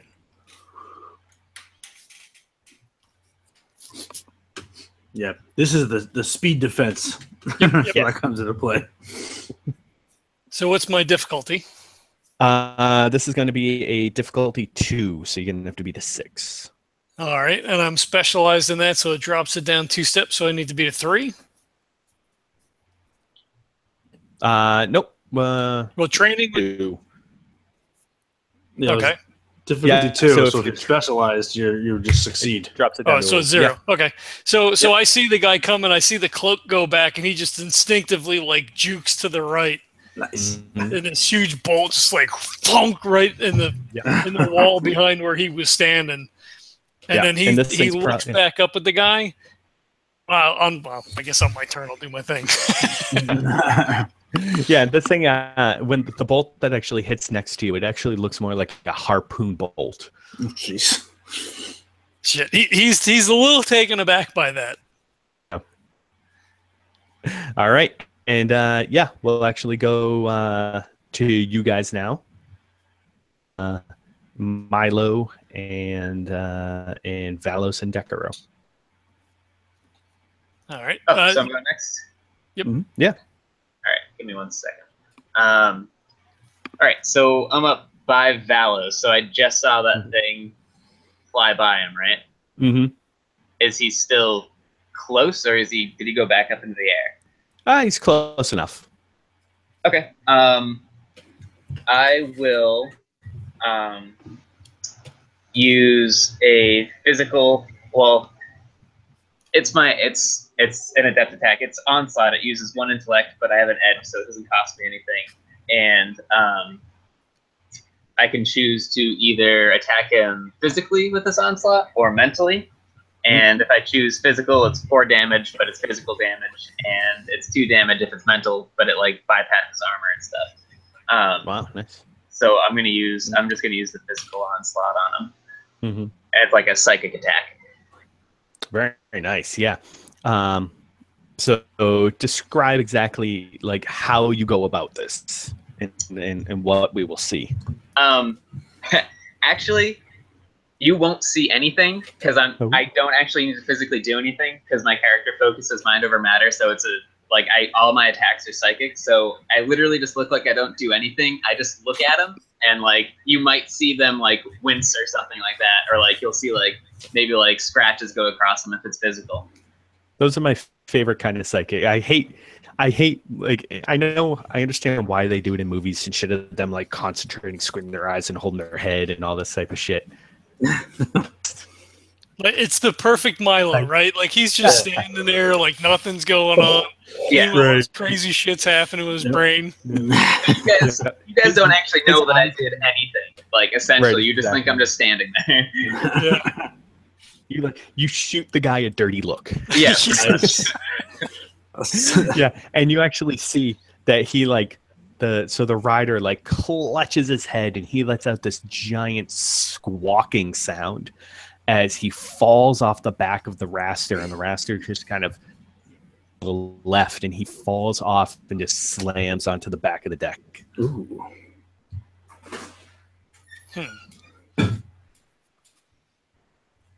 And I'm not going to do any movements or anything. I'm just going to kind of stand where I was. So Classic Milo. Yeah. Did it? All right, in like that case, it's there were- Valos. Yeah. Did it look like there were other riders, or did he look like he was sort of leading the pack, or could we tell? He's the only one that's gotten close enough to you for you to actually see if there's a rider or not. I'm going to stick to my original plan then. He makes a beeline for the ropes, and he starts to climb. Nice. And he will wait for one to swoop, and he's going to try to jump on it. Oh, With that's a dude what I was on it. gonna do. Yeah. Nice. Not on just like a raster by itself, because they're clearly being driven by, at least this guy, if not other guys. So he's wants to key in on one that's got a rider on it. Sounds good. Okay, so we'll say that it kind of takes all of your effort and your action to climb the rope to get to a decent enough point. Okay. I'm specialized in balance, so I don't know if that gives me any sort of edge to like get higher faster. No, that will take away the difficulty of, so I won't make you make a roll for it. Okay. I will say if you want to difficulty of it, I'll let you make a roll to see if you can do it faster than normal. Hell yeah. Let's go ahead and do that. All right. So what's my? Or I'll just make the roll. I guess. Don't Tell me if I ultra pass or not. suck. Well, I'm basically zeroed it out with your specialization.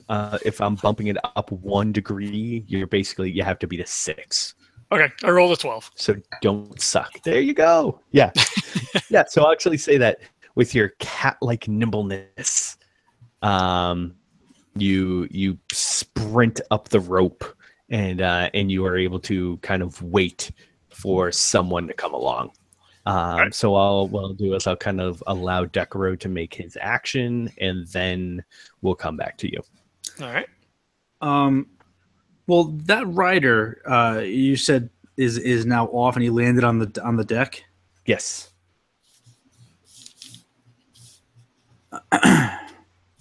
That is what I said. Okay, so I'm gonna run up, and I actually, the thing that he produced to shoot does it? Can I get a look at it? And is it made of metal predominantly? Nope, it's mostly wood, with then obviously the tip and also the knock of it are metal. All right, so I'm gonna use a Cypher actually. Ooh, okay. It's Magnetic Master. It's a level 3. It's this little earlet thing. So I plop it in my ear, and it establishes a connection with a metal object within short range. So I'm gonna try to establish a connection with the tip of the of the weapon that he's got, and I'm going to attempt to pull it towards me so that I may wield it. Nice. Yeah, go ahead and give me what level Cypher is this? It's a level 3, so I'll be shooting to hit a 9. Yep. Oh boy, that's no good. Let me see. Maybe I could throw some. No, I still wouldn't hit it. No, I failed. Didn't work. What'd you get? 4. Even if I threw 4. effort at it, it wouldn't work. Okay. So yeah, you actually go to and you're like, and Oh no! And it actually does pull, and it starts to like loosen, and it shakes, and then it flies. Instead of flying at you, it actually just flies in a giant arc over Nice. your head and lands about 30 feet away from you on deck. Shit. Well, and I would immediately turn and attempt to run after it, and that's going to be my whole action. Sounds good. Blew my Cypher. Yeah. It sort of So, worked. yes.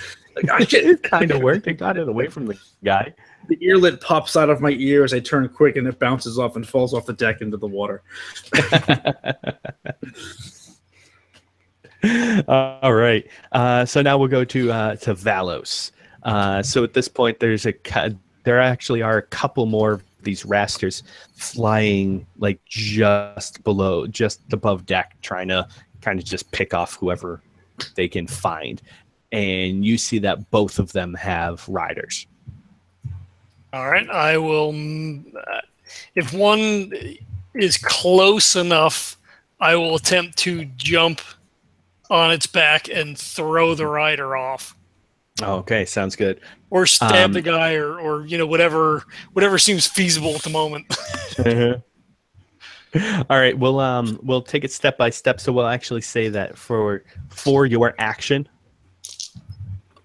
kind of jumping off and attempting to land on the raster will be your action. Okay. So that will require a pretty hefty, let's call it like some type of balance check. So we'll balance, go. I'm specialized in. I also have careful movement. I don't know which you what think is would be. what is that? I would have to look it up. God damn it, John. I think it's similar to so balance. Fuck, I'm gonna have to look it up, which means we're gonna have to edit more shit. You're gonna have to add more shit. Yeah, well, yeah. What when is it? When I say we, it's always me. What are you looking for? One is balance, and the other is careful movement. I think careful movement is like decide. which would be better to use. Balance is better for me because I'm specialized in it, but. Well, I mean, technically, you could use them both if it can be explained that they apply. You know. Yeah, I mean, so for balance, I could say that I'm, kind of like holding onto the rope. I'm kind of waiting for the guy to come through, and then I'm going to sort of leverage that momentum to throw myself onto the back of the thing. Yep. I mean, this is what you're good at, so it makes complete sense that you would have that many modifications to it. Exactly. Yeah. And I mean, also too, like it has a lot to do with being able to land on a moving raster and not fall off. Mm-hmm. So that definitely has to do with a lot with balance and maneuverability. So, okay, that works. I'm not trying to break the system. So, oh no, absolutely not. Whatever you want to go with. All right. So it was going to be a 4. Okay. So that brings down to 2. So if you said you're specialized in balance. Yep. 2. What's that careful movement? What is that? I didn't look it up because I thought we were going with one over the other. Well, I gave up because you said, "Oh, well, we'll just use that." You can use them all. All right, hold on. Use everything. All right, that's fair. I mean, if you're specialized in one and trained in the other, and they both apply. Right. I guess they probably would. What's it called? Careful movement? Yes, sir. It's not controls gravity.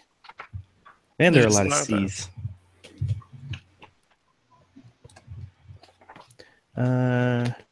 Carries quiver? No, where the hell did it go? I don't know. It's not in my book. I don't know. What do you mean it's not in your book? It's got it. I'm looking. What? Yeah, I didn't use any of the weird stuff. Oh. Let's see. I have go from calculates the incalculable to. Well, that's the focus, though. No, I'm talking about this is a skill. Oh, it's a skill. Skills are largely just. I didn't realize it was a skill. Interpretive. It was a skill. Oh, you're gonna have to find that one for me. Are you looking through? That's the problem. Yeah. I don't think there's any actual description of what careful movement would entail. I mean, if you're moving carefully, then yeah. Sounds good. Yeah, I'll let go. Let's go with that. The skills in the Cypher system were meant more of like a loose, generically. Yeah, you see, as you advance in tier, like it'll say things like you can add a skill, but it doesn't. You just pick something that makes sense for your character, or something that you want to be trained in. Sounds good.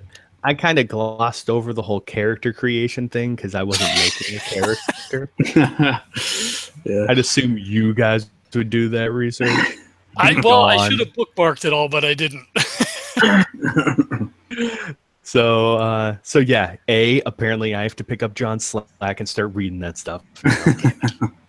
And B, we'll go ahead and count it as knocking down the difficulty 1 more. So basically, you're going to be rolling against a difficulty 1.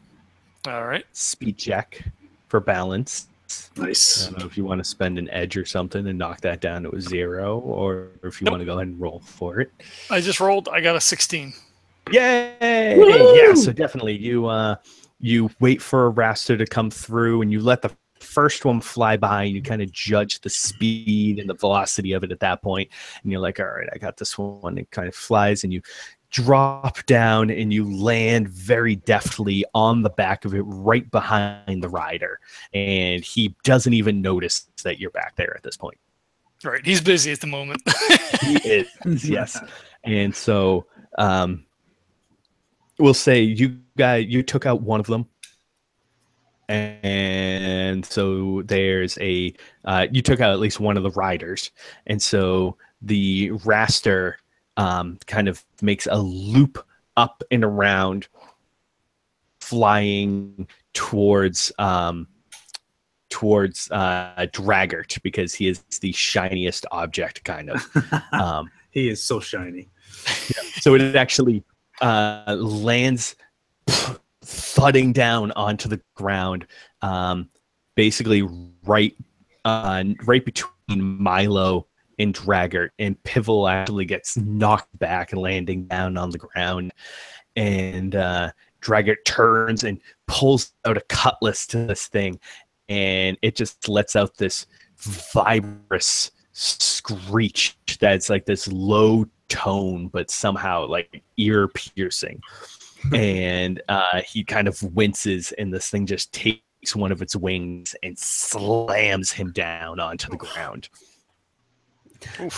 Meanwhile, you have now a couple of the other riders also, you see them with these giant harpoon guns, and one of them lets loose and just impales a guard, and another one takes a shot at Milo.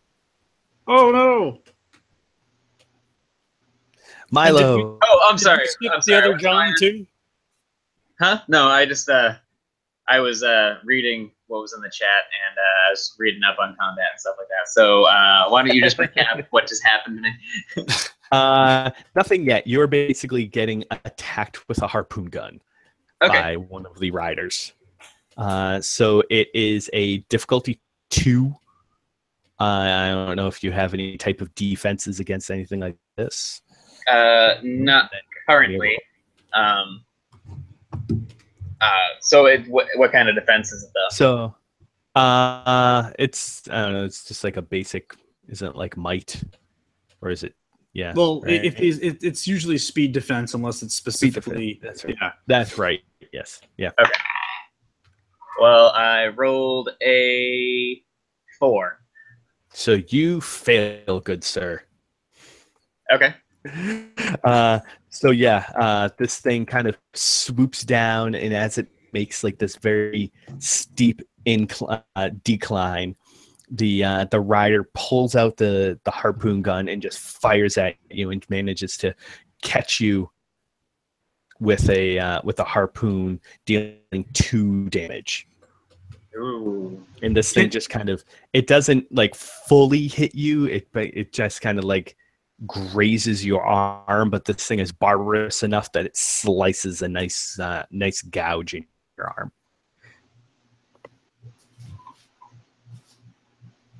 Okay. All right. Now we're gonna go top of the round. So or top of your guys' round. So Milo. All right. Is that guy still in? And shot. Yeah, he's kind of at this point like kind of pulled the raster out of the decline, out of the dive, but he's still like in a swing around maneuver. So he's probably off to your side at this point. All right, but he's still close for me to attack.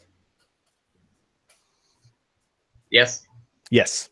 Okay. All right. So I'm gonna use onslaught on. I'm gonna use onslaught on his raster. Oh, okay. Nice. So, oh, by the way, you forgot to have me roll last time. You just let me automatically hit him.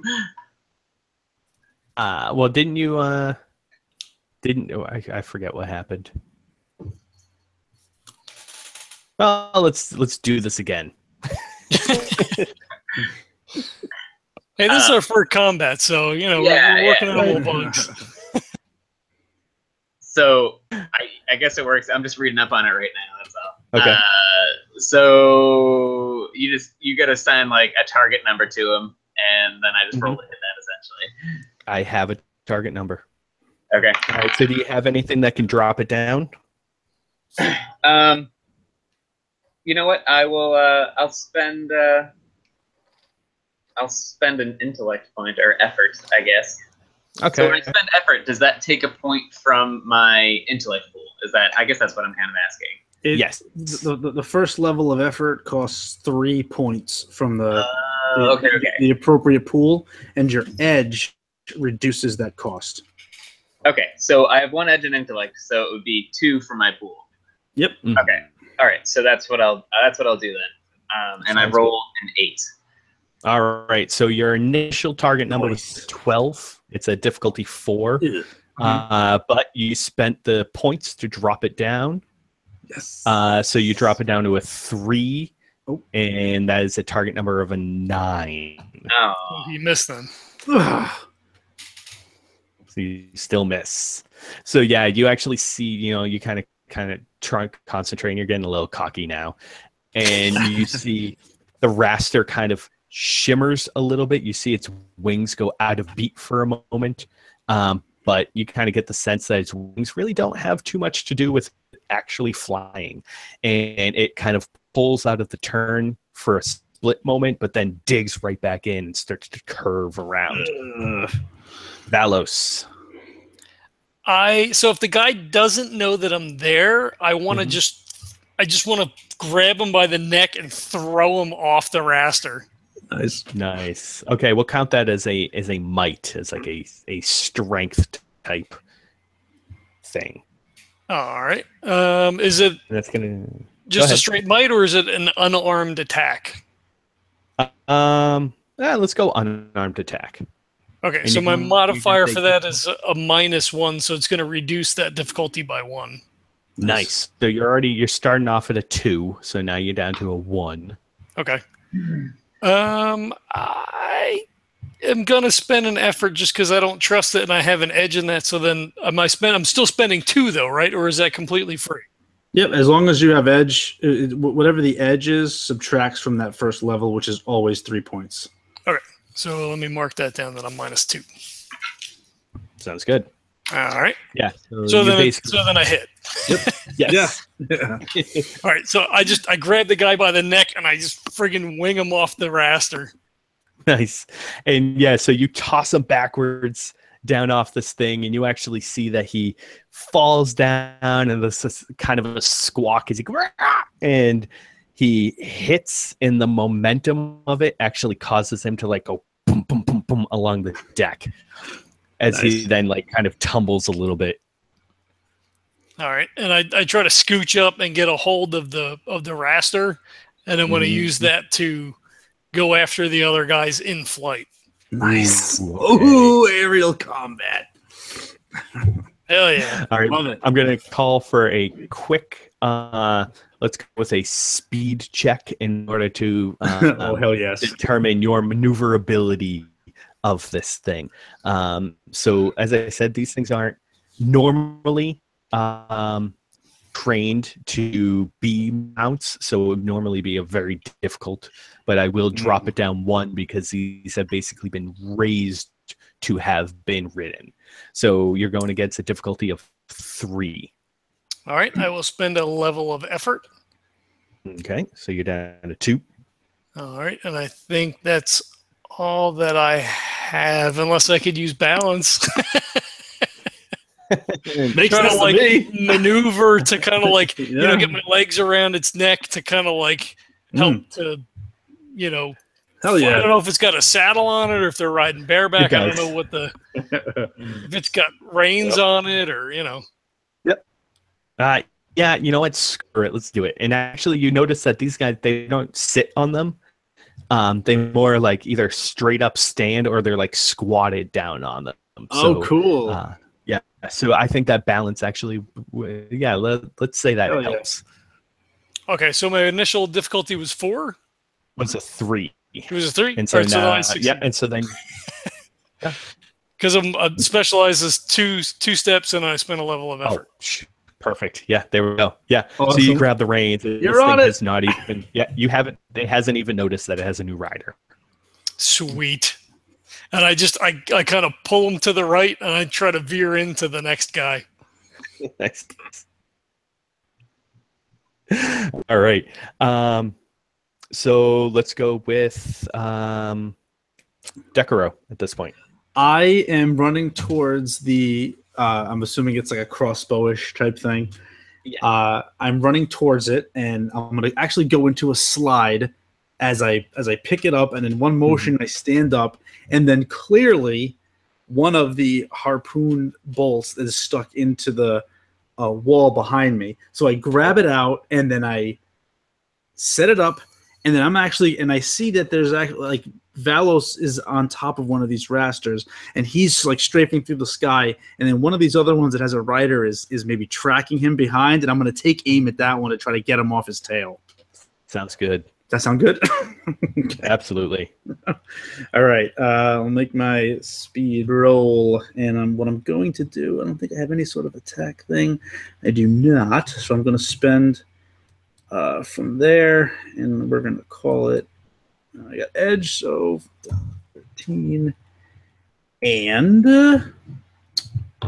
all right, so I spend a level of effort, so it goes down. Well, what am I rolling against? So you're only against a 4 initially. All right, so down to a 3, so I got to beat a 9. And I'm rolling like garbage, so I don't have a lot of hope. Come on. Roll. Roll! I have this. Come on. Just roll for me. There we go. Okay, 15. Now we're working. Nice. There we go. So Absolutely. I fire it off.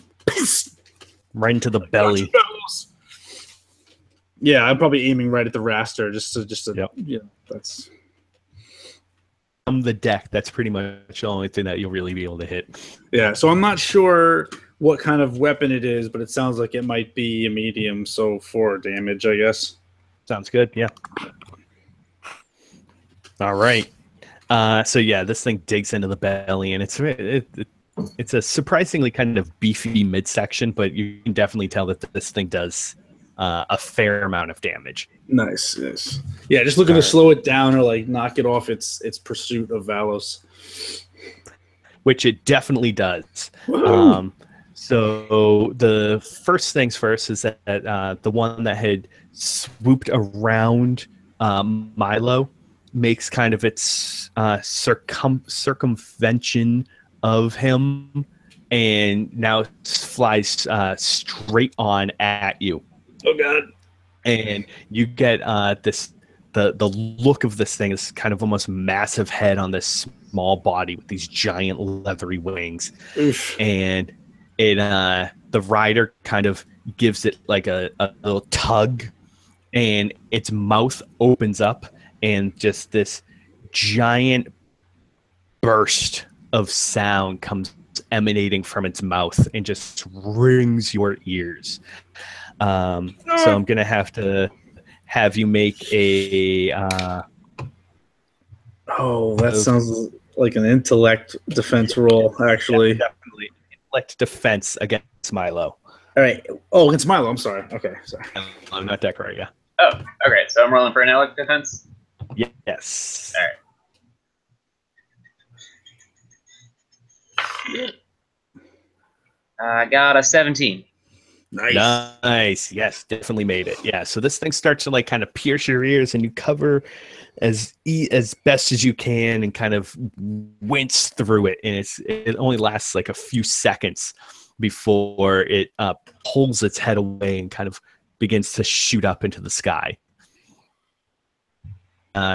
Decurro, get used to that, because the one that you had shot at kind of almost instantly drops down, like no change of direction from its body or anything. It's flying straight, and then almost like kind of slightly, then just straight up drops down onto the deck. Oh boy. Actually like breaking the harpoon off on its side, and it kind of buttles around on these meaty stumps to turn its body. And it just looks at you, and the rider gives kind of a kick and a yank on the reins, and it does the same thing of opening up its mouth and just going, giant piercing scream comes out at you. And that will be the same intellect defense. All right, so in my intellect, is this would this be considered like a willpower type thing? Yeah, why not? All right, I have an inability, so that makes it one step harder. So that's up to a 5, right? That's up to a 5. Yep. All right. I gotta beat a 15. I am going to. I'm gonna actually offset it with a level of effort. Sounds good. From my intellect, so back down to a 4. Come on! Oh, I rolled a 16. Nice. You didn't even need to. It's all right. I don't. I love spending. Intellect's my lowest. I'm gonna get that down there. Great. Awesome. Yeah, definitely 16. Nailed it. Yep.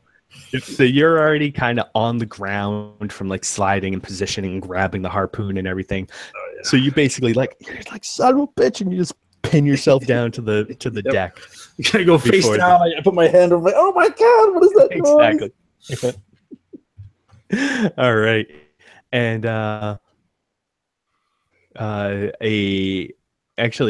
Decurro cleared your tail, And so there's really nothing else, and you have one of the riders, and another rider's dead. Nice. So let's go with Milo. All right. So how many enemies are left, would you say? So there is one that has flown past you.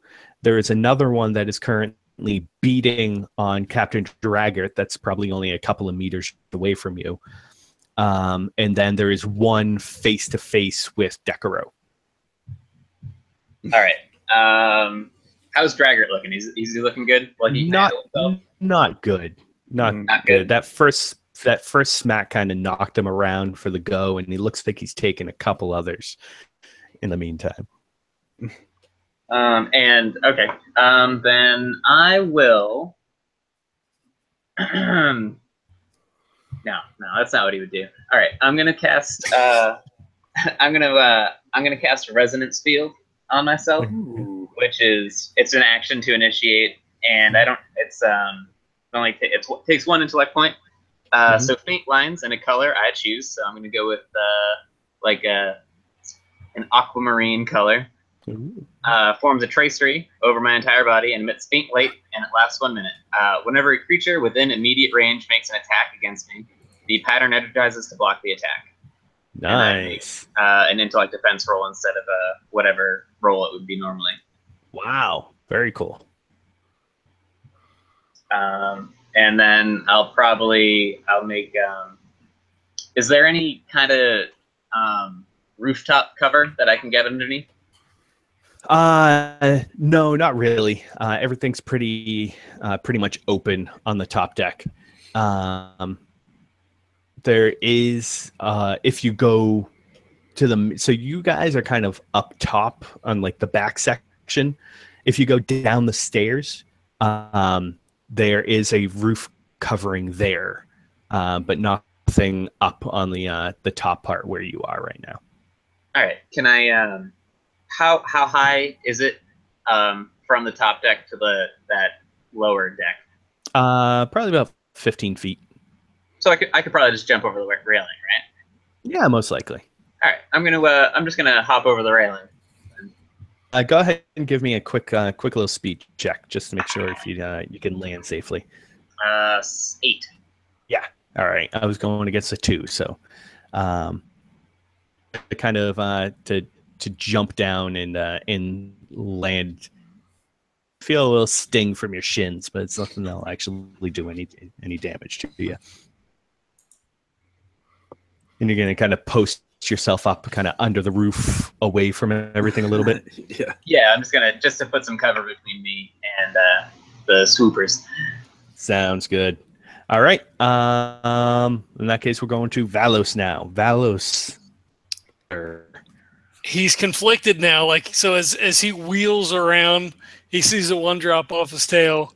He sees Draggart in a bad way. Decurro has got, big friggin' bat thing in front of him. So I think he goes into like a steep dive, and he goes to jump on the guy who's harassing Draggart, because we don't want to lose the captain. Sounds good. And then leave the other guy who's flying around to his own devices for the moment, unless he kills this guy, then he can grab that one too.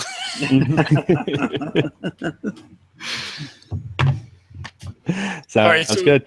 Yeah, he kind of kicks it and like, I guess, leans into it to force it down. Like he's not really sure what to do, so he's kind of like trying to cover all the bases. He knows he doesn't want to pull up.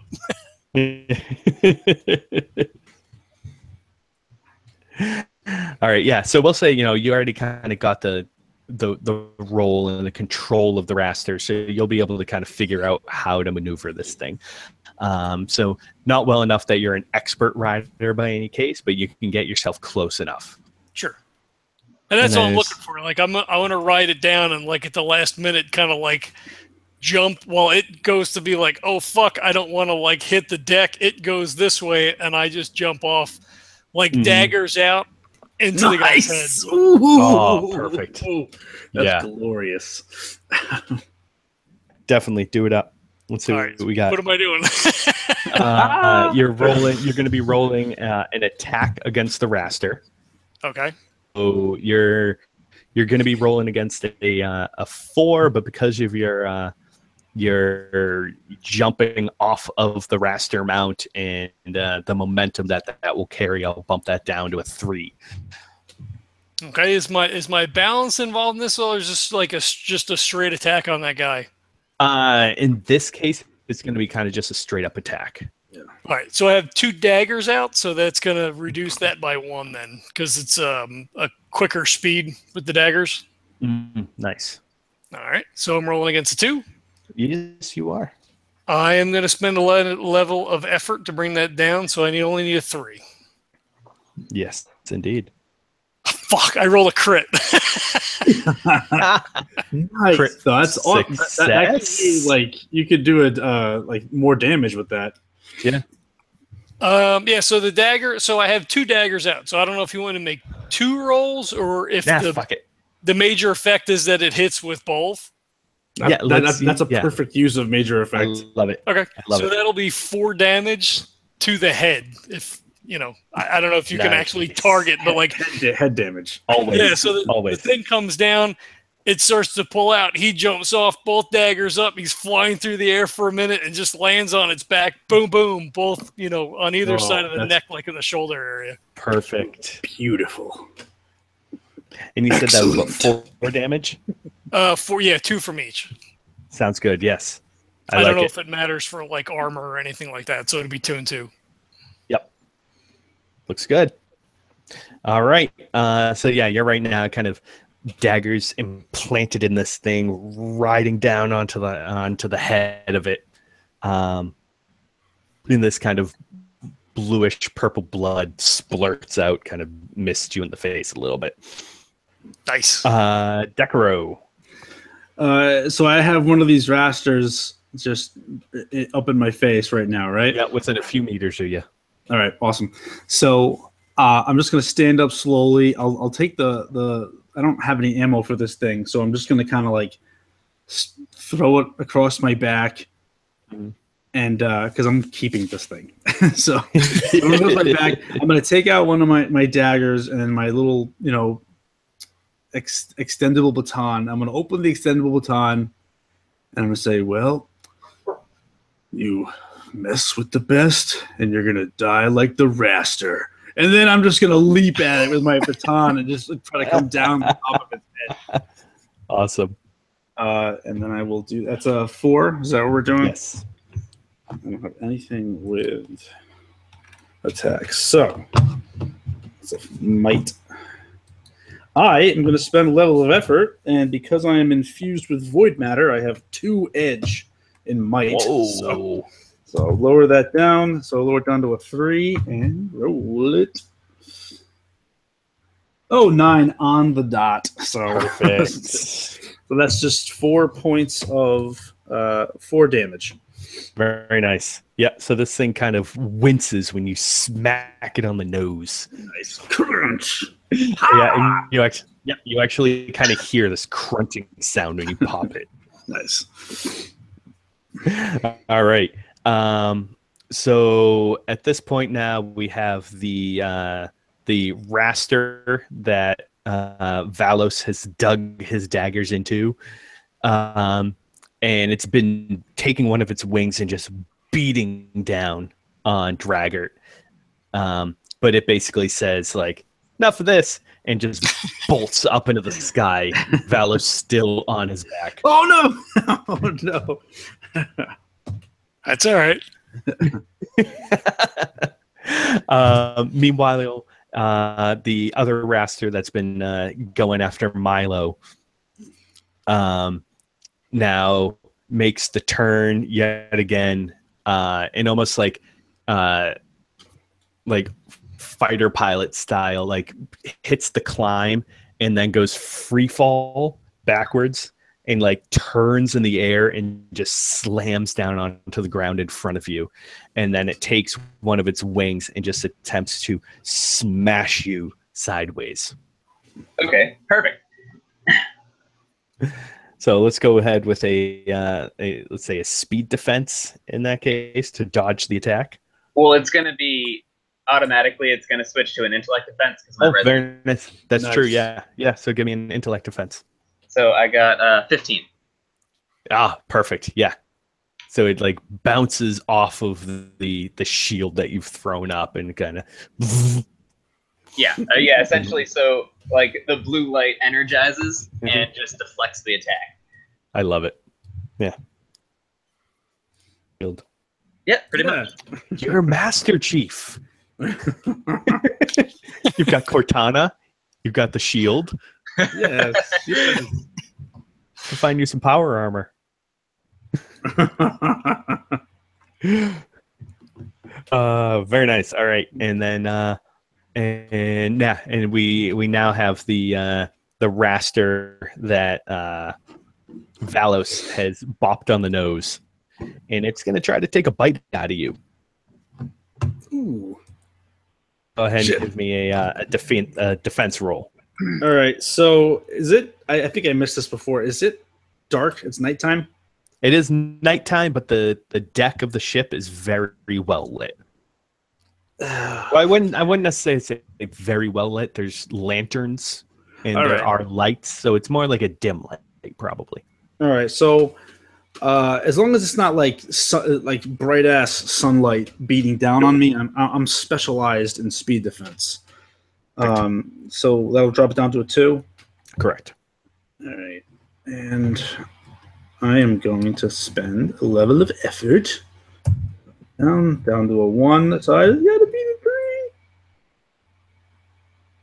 Oh my god! I rolled another 1. Oh, Jesus. This is awesome. So yeah, that's a GM intrusion. Yeah, it is a free one. So all right. So at be? first, it munches on you. Basically, tasty. Nice big grab. So that's going to be 4 points of damage. Oh, okay. Yep. Ow! And then it opens up its mouth, and the rider, you see him pull back on the reins, giving that kind of quick. And it opens up and just lets out that same ear-piercing shatter of a sound. That's going to be an intellect defense. Oh, okay. So that's at a 5 because my willpower is shit. Nope, missed. Hit me. It's going to be an ear-cracking 6 damage. 6. That is awesome. All right, so that doesn't touch armor because that's intellect damage. Correct. Oh, my intellect is looking bad. Down to 2. Oh. Well, guys, right. just beating my ass. I'm gonna get you next time. All right. So we'll go to Milo. All right. So quick question. Yes. That sound dampener that I got, is that a Cypher or is that just a thing? Cypher. That is a Cypher? Okay, just making sure. And it's an action to use them? Yes. Okay. And do I know how long it lasts for? You do not. Actually, give me. Well, you actually rolled pretty good on the check, right? Yeah. So let's see if I can find that thing again. If I recall, I think it lasts for like a minute or something. All right. All right. I'm not gonna worry about it. Then, and that enemy's still right in front of me. Yes, he is. Okay. I am gonna go ahead and use onslaught on him. Sounds good.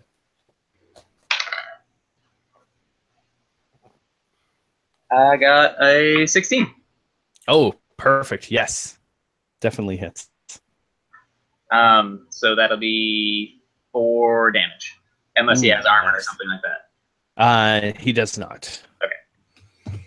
So it's intellect based, so it would probably bypass any armor like that. Well, it's so it's 4 damage, so that would be might based, not intellect based.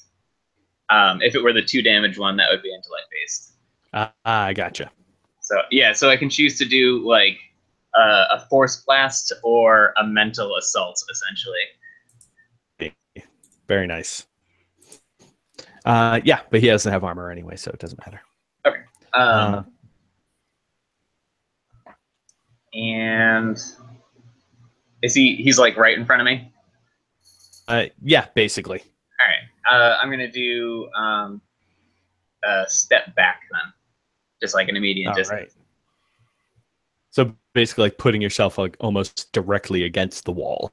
Yeah. Sounds good. All right. Now it's going to be Valos. Is there a rider other than myself on the raster that I'm on, or no? No, this was actually the one that you had killed the rider already. Oh, okay. Well, shit. So is it bucking or anything with my daggers embedded in its deck? Like I don't want to. Yeah, it's definitely it's flying and like pretty erratically. Just it knows you're on its back and it's in pain, so it's just kind of like flying, fluttering all over the place.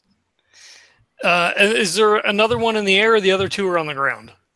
Or on the deck? Let's see. No, actually, the other two are on deck. One of them's going after Milo. The other one's going after Decurro.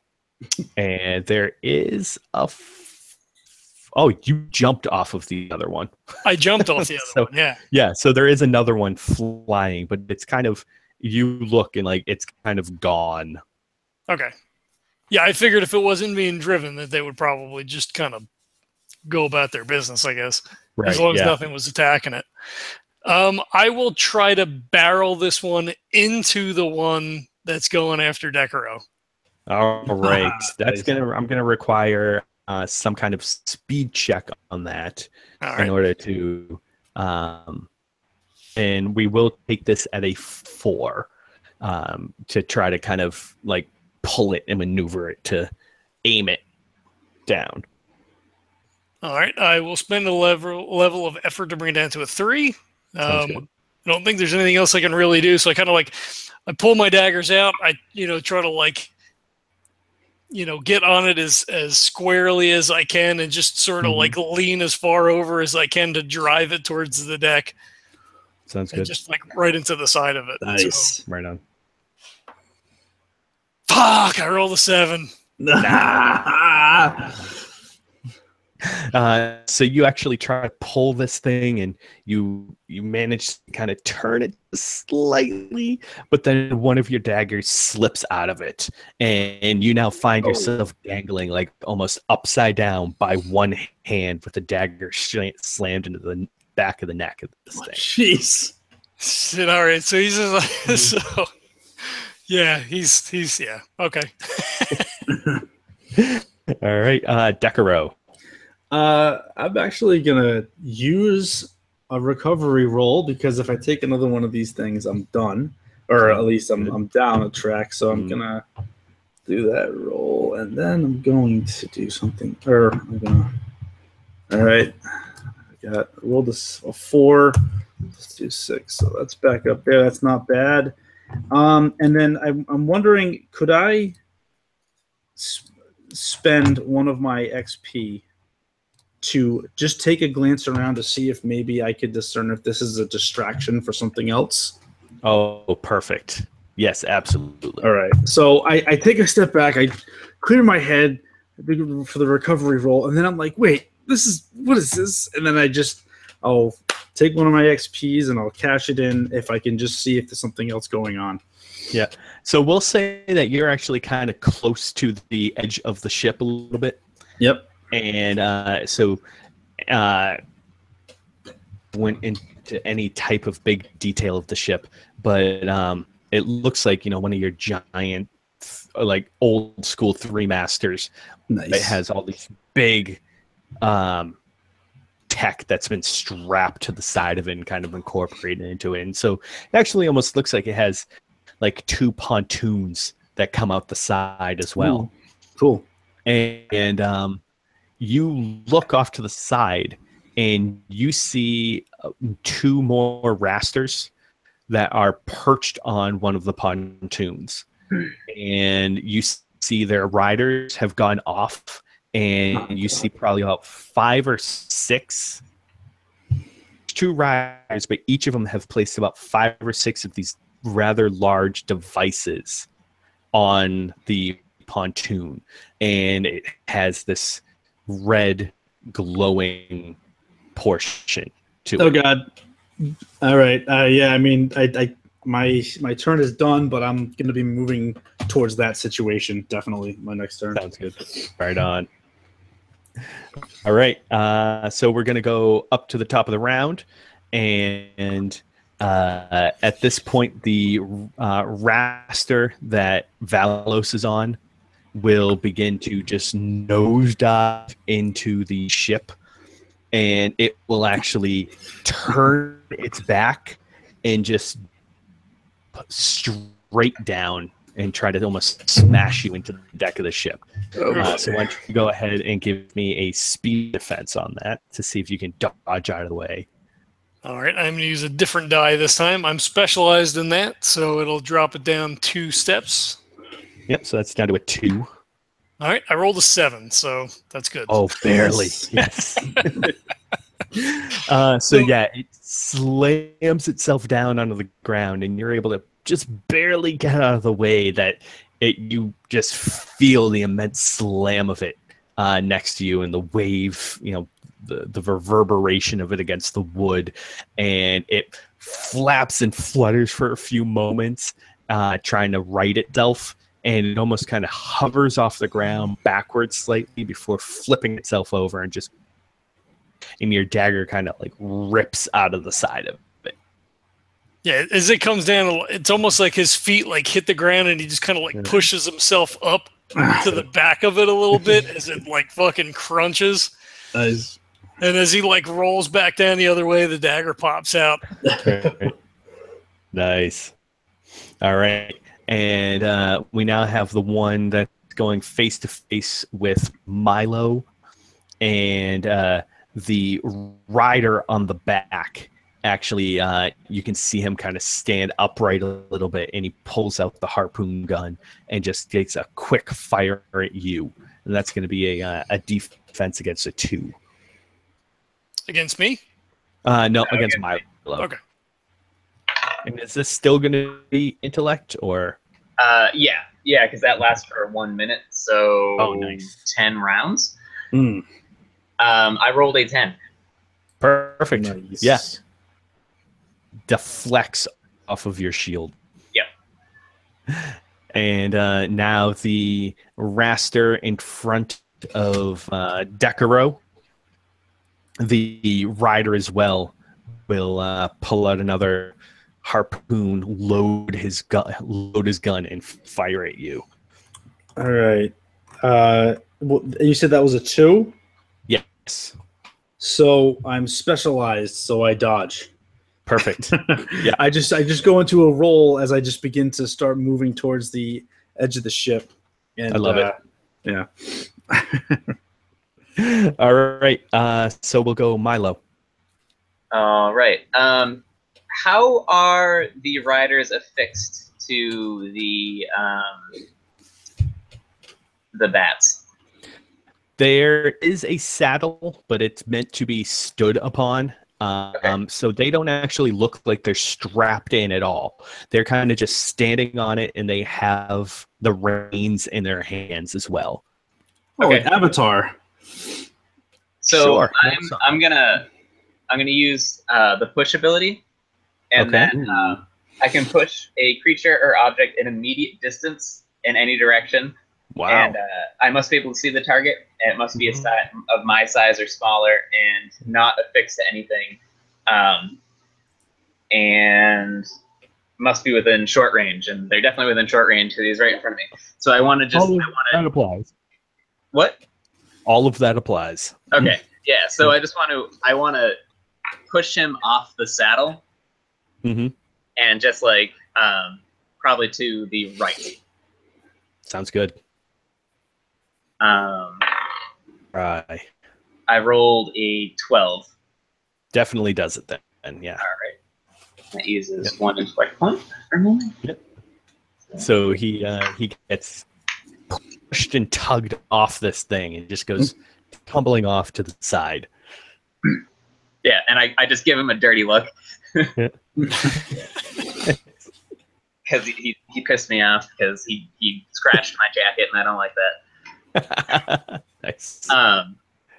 And I'm going to how far can I move in a given round if I've taken an action? You can move up to immediate range, right? Yeah, the whole we'll say whole that- thing about actions, like everything is just sort of included as long as you're not like running a marathon. Right, You know? exactly. Yeah. All right. You can probably you can get up to him at this point. Well, I don't want to get up to him. I was gonna Oh. try to get further away from him, so I was gonna put this bat creature who my thought process here is that this bat creature really only takes orders from him for the most part. You know what I mean? Like he's not going to attack me if he's not on it telling it what to do. So I'm gonna Makes sense. put the bat creature between me and him and move in the opposite direction to get back up the stairs or something like that. I like it. Yeah. So you can you'll probably be able to the deck has 2 sets of stairs that both go up to the top deck to the upper part where everybody else is hanging out. Or where Draggert's hanging out. So you pushed him off to the right side, so you probably can't go up the right stairs where you guys went up previously. But if you want to book it over to the left side of the staircase, you can start making your way up that way. Yeah, that's absolutely what I'm gonna do then. Very Is there nice. anything I can put? Is there anything else I can put between me and him on the way there that I can duck behind? Yeah, there's bow and stuff that's been strapped down on the top deck. Nothing that belongs to any of the passengers. It's all kind of stuff that you might need while you're working up top. So there are small barrels and cargo boxes and stuff that you could probably duck behind. All right, I'm just gonna get as far as I can, and then duck behind a barrel. Then Sounds good. All right, Valos. So I have an enraged raster next to me. You do. Where am I in relation to everybody else? You're probably a handful of meters away from Decurro, who also has an enraged raster right next to him. And then so you guys are probably about halfway on the in the middle of the ship, whereas Milo is right towards the back. Okay. So mine doesn't have a rider, and Decurro's doesn't have a rider either. Decurro does have a rider. He still does have a rider. All right. I am going to move away from the one that I was on top of, figuring that since I'm not on it and it's hurt, it's going to fly away. Yeah, it's already kind of started its ascent away from you. Okay, so it's already on the move. Okay. Yeah. So let's also look over to Draggart to make sure that he's okay. Yeah, he's still kind of worse for the wear, but he's not being beaten on right now, so I guess he's doing okay. Okay, and he's got some guards around him or whatever, so he's not defenseless. Exactly, yeah. Okay. Am I on the same level as Decurro? Yes. All right, that makes it a little harder then. I was going to jump on that guy too. Shit. On the ground, they're really not all that high up. Because their legs don't really do much to support their weight, so they're really just kind of belly dragging. Okay. So the rider's probably only 2 or 3 feet off the ground. All right. So then I will haul ass and just try to tackle the guy off of the raster. I like it like a diving spear. Yeah, Nice. yeah. All right. So, I don't think I have anything that would help with that. Stealth? Does he see me coming? Yeah, you know what? Yeah, let's go. Let's see if we can throw that in during the hectic nature of combat. He's Nice. focused in on Decurro, so if you can be as quiet as possible, running up and hit him from the back of the side, that'll definitely give you a bonus. All right, so I will definitely do that then. So that'll drop me down a level, and So that drops you down to a 1. oh, okay. I'm not gonna spend effort then. You should have said anything because I would have spent effort. You can still spend effort and make it a deal. I rolled a 4. I should have. I'm getting cocky. So close. Yep. So you basically run in like WWE style, like throw yourself at this guy and just like shoulder block slam into him and send him tumbling off the side of the raster. Awesome. Yep, and I'm assuming it's going to fly away when once they're riderless. I'm assuming they're somewhat inept because they don't really want to be here. Possibly, unless you did something stupid like hit it on the nose. So yeah, at this point, and now because you just barely succeeded, they'll say that you also like tumbled down onto the ground, so you're basically laying next to the guy. Yeah, that's legit. Yeah, Decurro. So what can I see about these? Is there one device or 2 devices? That they're laying out at this point. There's probably about a dozen of them. I know it's like crazy around here, but would I recognize what they would be? I mean, I'm assuming, are they explosives?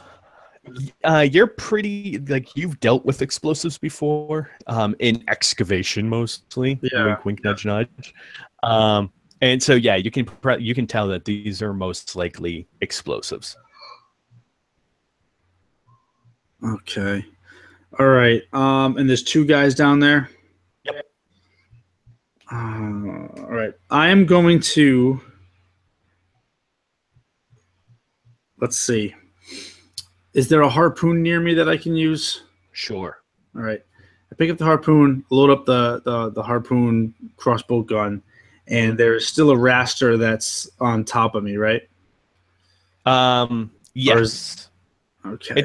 It's not like directly on top of you. It's giving you a little bit of room, especially where you just like kind of dodged it and rolled out of the way. Okay, I'm going to then. All right, then I'm going to take that and I'm going to take aim at one of the guys that are down in the little pontoon, and I'm going to take a shot at him, and then I'm going to just kick my legs over the side and try to jump down there. Sounds good. All right, I'm gonna increase the difficulty 1 because of the distance of it and the fact that you're kind of shooting into darkness almost. Yes, but you still have to beat a 3, unless you have anything that you want to drop that down with. Well, because of my void matter, I can see in I have it's basically night vision. I can see in very dim light as if it were bright. Oh, really? All right. Yeah, and all that garbage. Like I see total dark as if it was dim. So does that help? That absolutely helps. Yeah. So that'll knock it back down to a 2 in that case. All right. Awesome. Then I'm going to use effort because I'm rolling like garbage. Not that it's going to help me with a 1. And I'll drop this down to that. And roll it. Come on. A 19. Whoa! Nice. All right. I would like to use, instead of a minor effect, I would like to use the 3 extra points of damage to bring it up to a 7 total to one of the guys. Nice. Yeah. Well, I'll assuming that's 4 damage. I just assume that the weapon did 4. Yeah. No, that's perfect.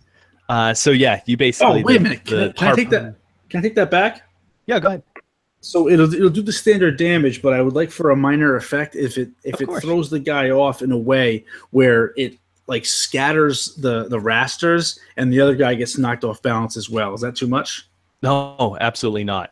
All right, cool. And then, so we'll actually say that you hit him and it actually throws when he gets hit. It smashes him in the shoulder.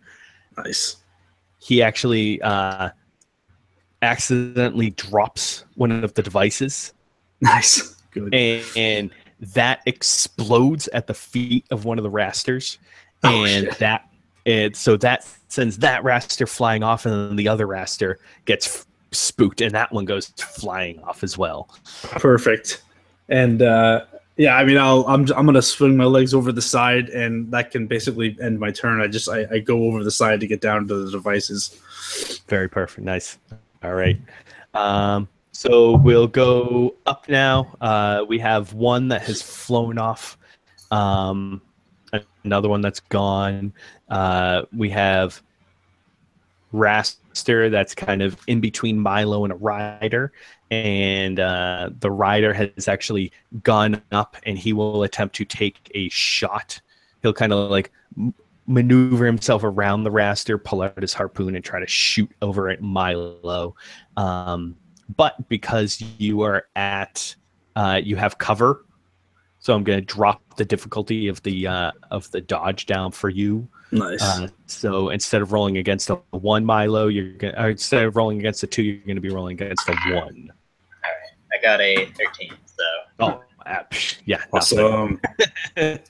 Getting some momentum. Yep.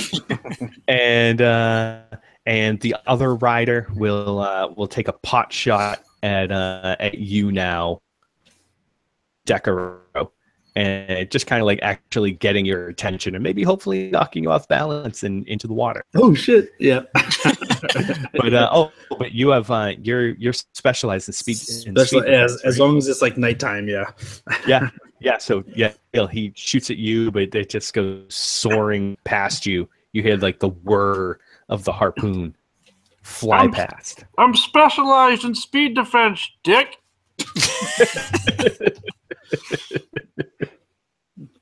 to Milo in this case now.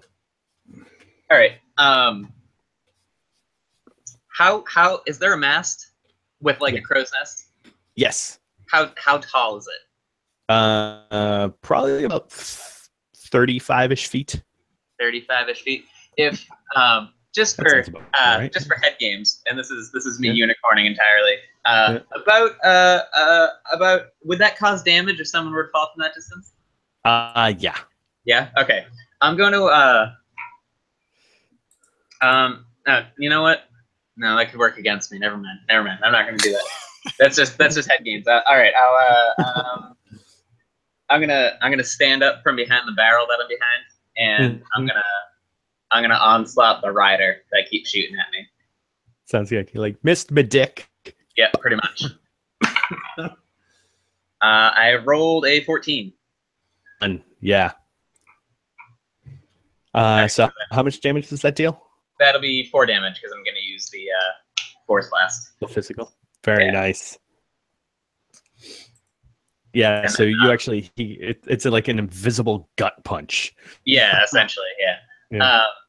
And then I'm going to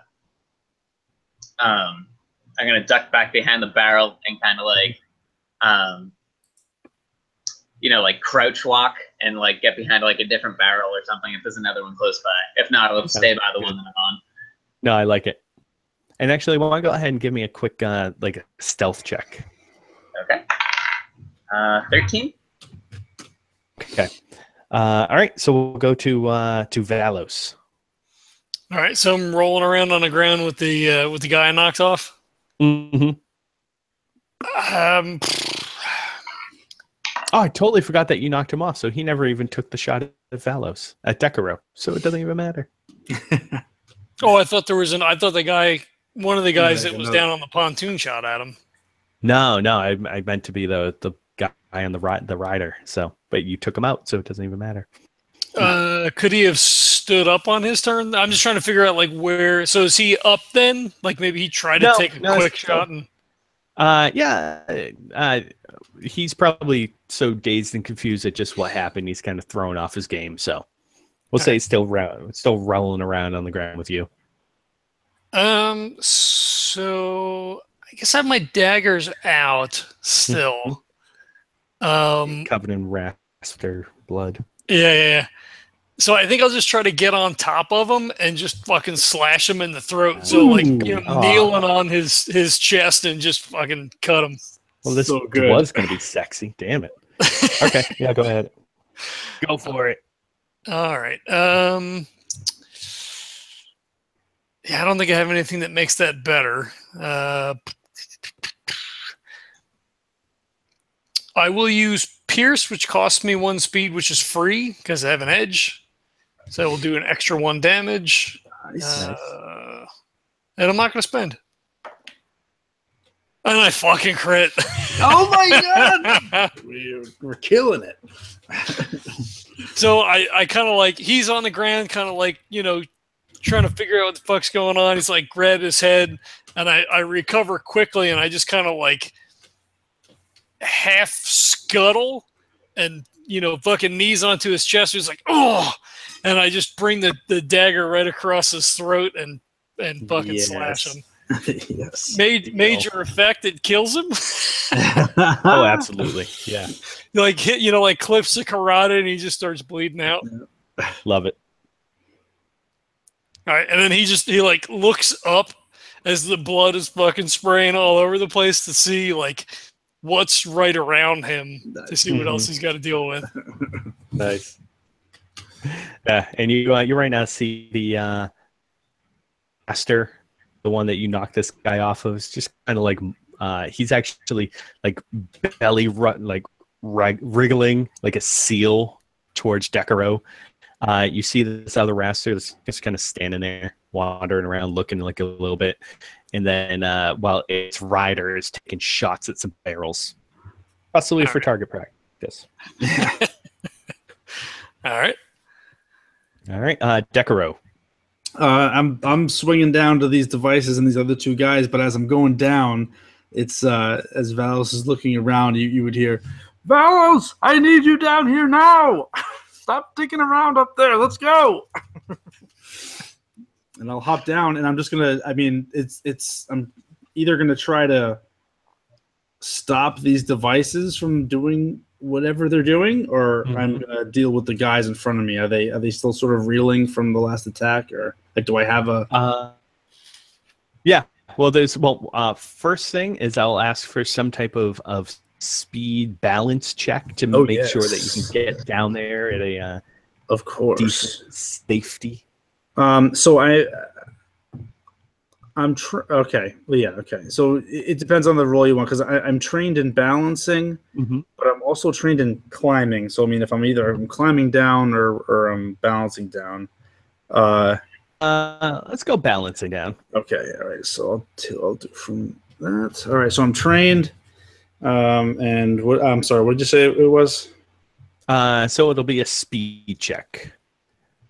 Just difficulty wise. Sorry. That's gonna be a 3. A 3. Oh, 19. Did it. Perfect. Yeah, absolutely. Yeah.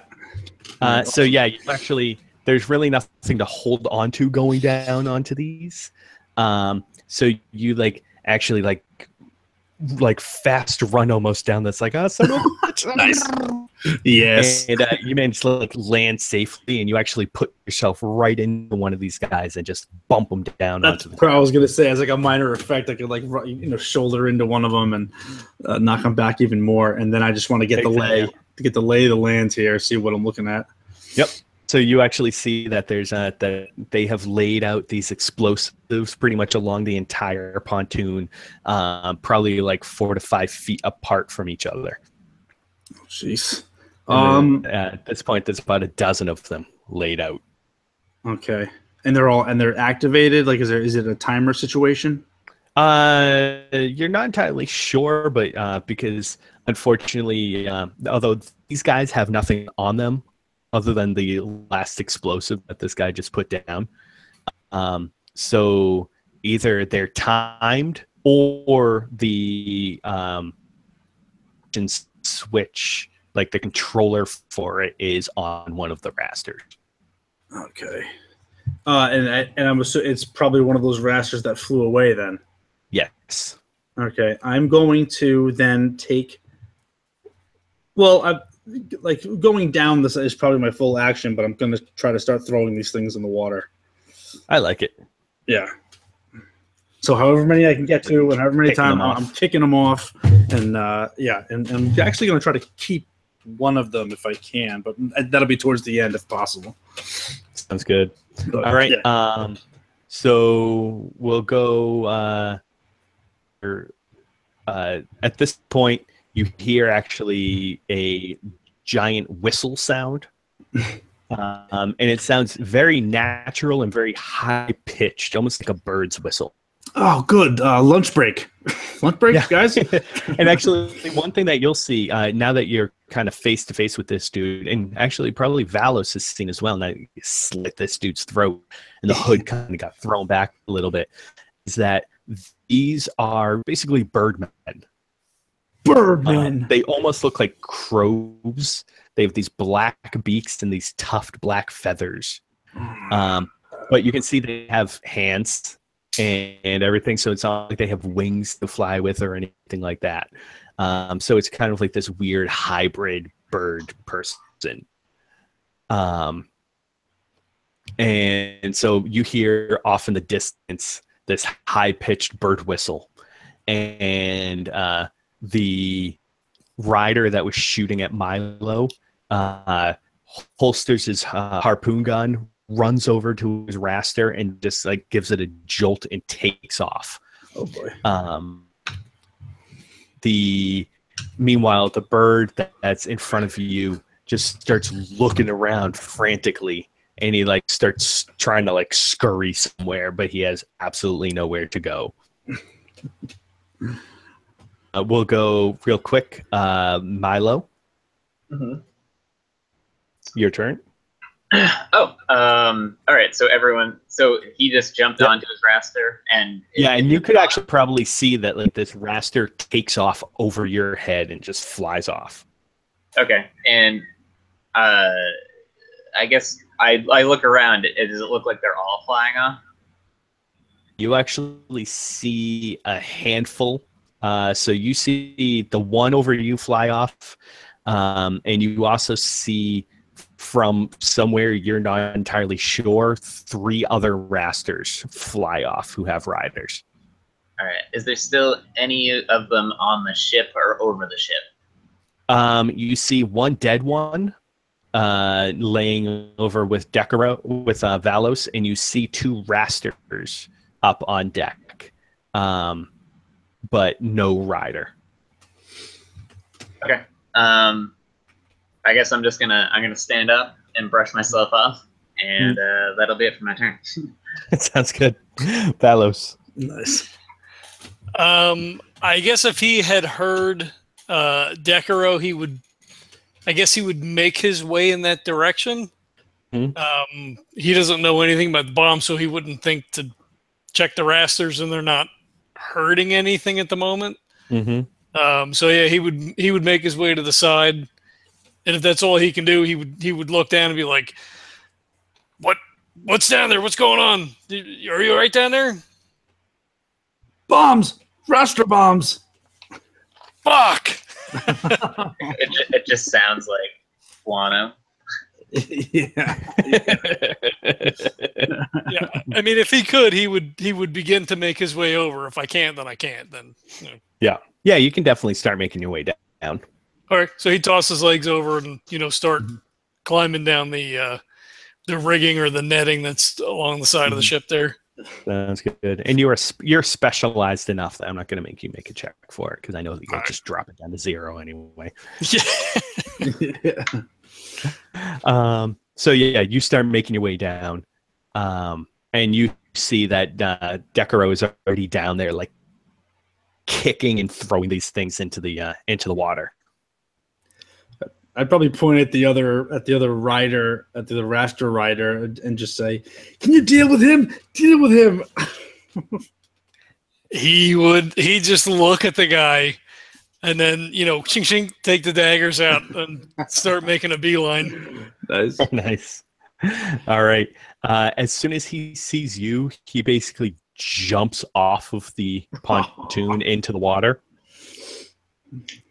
And as he does, you suddenly hear this concussive sound. it's pretty low rumble at first, but then you hear this chain crazy loud explosions go off on the other side of the ship. No! And it actually looks like there's a couple of them also on the hull itself. So you see a handful of holes on the side of the ship get blown out. And all of a sudden the entire ship just tilts to the point where the pontoon that you two are on raises out of the water. Fuck! Jesus! And we'll go ahead and end it there. Good. That was awesome. That's a good place. Yep. Oh, we got all the rolling in tonight. Myra didn't get to use her mind blade. Oh yes. Yeah. She'll be disappointed. She's hiding in one of the pontoons. Right. Damn. Yeah, you guys rolled pretty well when it counted. Yeah, I had 2 crits. Yeah, that was lucky. It didn't start that way though, especially No. yeah, We were rough at the start. So I don't know if that was too much for a major effect to just like one-shot the guy, but Oh, it totally No, was. definitely. Yeah. They only had 6 hit points anyway. Yeah. I would have done So- 3 with one blade. Yeah, and then with the major effect, you can do an additional 3, so you would have taken them out easily. It would've been Oh, full. okay, so that's fully. Yeah, major effects are Well, I'd used Pierce, so 3 and 3 would have been 6. Oh, yeah, see? Sweet. All right, good. Yeah, I hate. I don't want to like cheat. Like we don't know the system super well, so. Right. the only thing with 2-weapon wielding is that there's actually a foci that deals with that. So like a major effect is the perfect use to say that you get it, like you'll deal damage with your second weapon. Absolutely.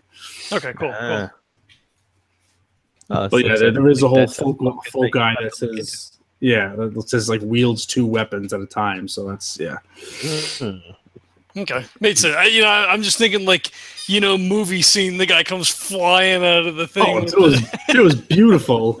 It was such a beautiful thing, and you can also use effort to. I think, like if you apply a level of effort, and you can add 3 damage right at that point. I believe it is. I have to double check that particular rule, but Yeah, I feel like I used 1 level of effort that I didn't mark down. I can't remember. I thought I used 1 early and I didn't mark it, so I might be down like 2 more. I don't know how relevant it's going to be when we have to like swim 100 miles, but yeah. Well, that other pontoon will float. So yeah, That one's fine. We got that one. cool. Yeah, I think we would have been able to crank through them a little bit quicker if Dani had been able to stay connected. Yeah. I think Yeah, given us a yeah. little bit more time, but Well, this is good too because now that this is happening, we're gonna have to go down and save her. Right. that's probably true too. It's gonna be interesting. Unless the concussion from the blast kind of like knocks her from her meditation. Yeah. The 2 negatives, they cancel each other out, Yeah. right? 2 negatives equal positive. Absolutely. That checks out. I can only check that for Decurro. Cool. All right, I gotta go to bed. I will talk to you all Do later. that. All right. All right, take it easy. Thank You you. too. All right. Yeah, I'm gonna check out too. Thank you so much. It was a lot of fun. Thank you. Thanks for playing. Thanks, Jesse, for running. It's awesome. Yeah, it is Thank very. you Yeah, that was for good. having me, John. And John. Absolutely. Yeah. Can't wait until we drown or explode in the next session. 5-minute session. Yes. Yeah. TPK. Roll against exploding. Now roll against drowning. Yes. Yep. Wish I hadn't spent all that effort. Right? And it's a difficulty 8. Oh boy. That one hurts. All right. Good night, guys. Thank you so much. Thanks. Good night. Thank you. All right. Thanks everybody for checking it out. We'll catch you next time. Bye. Peace.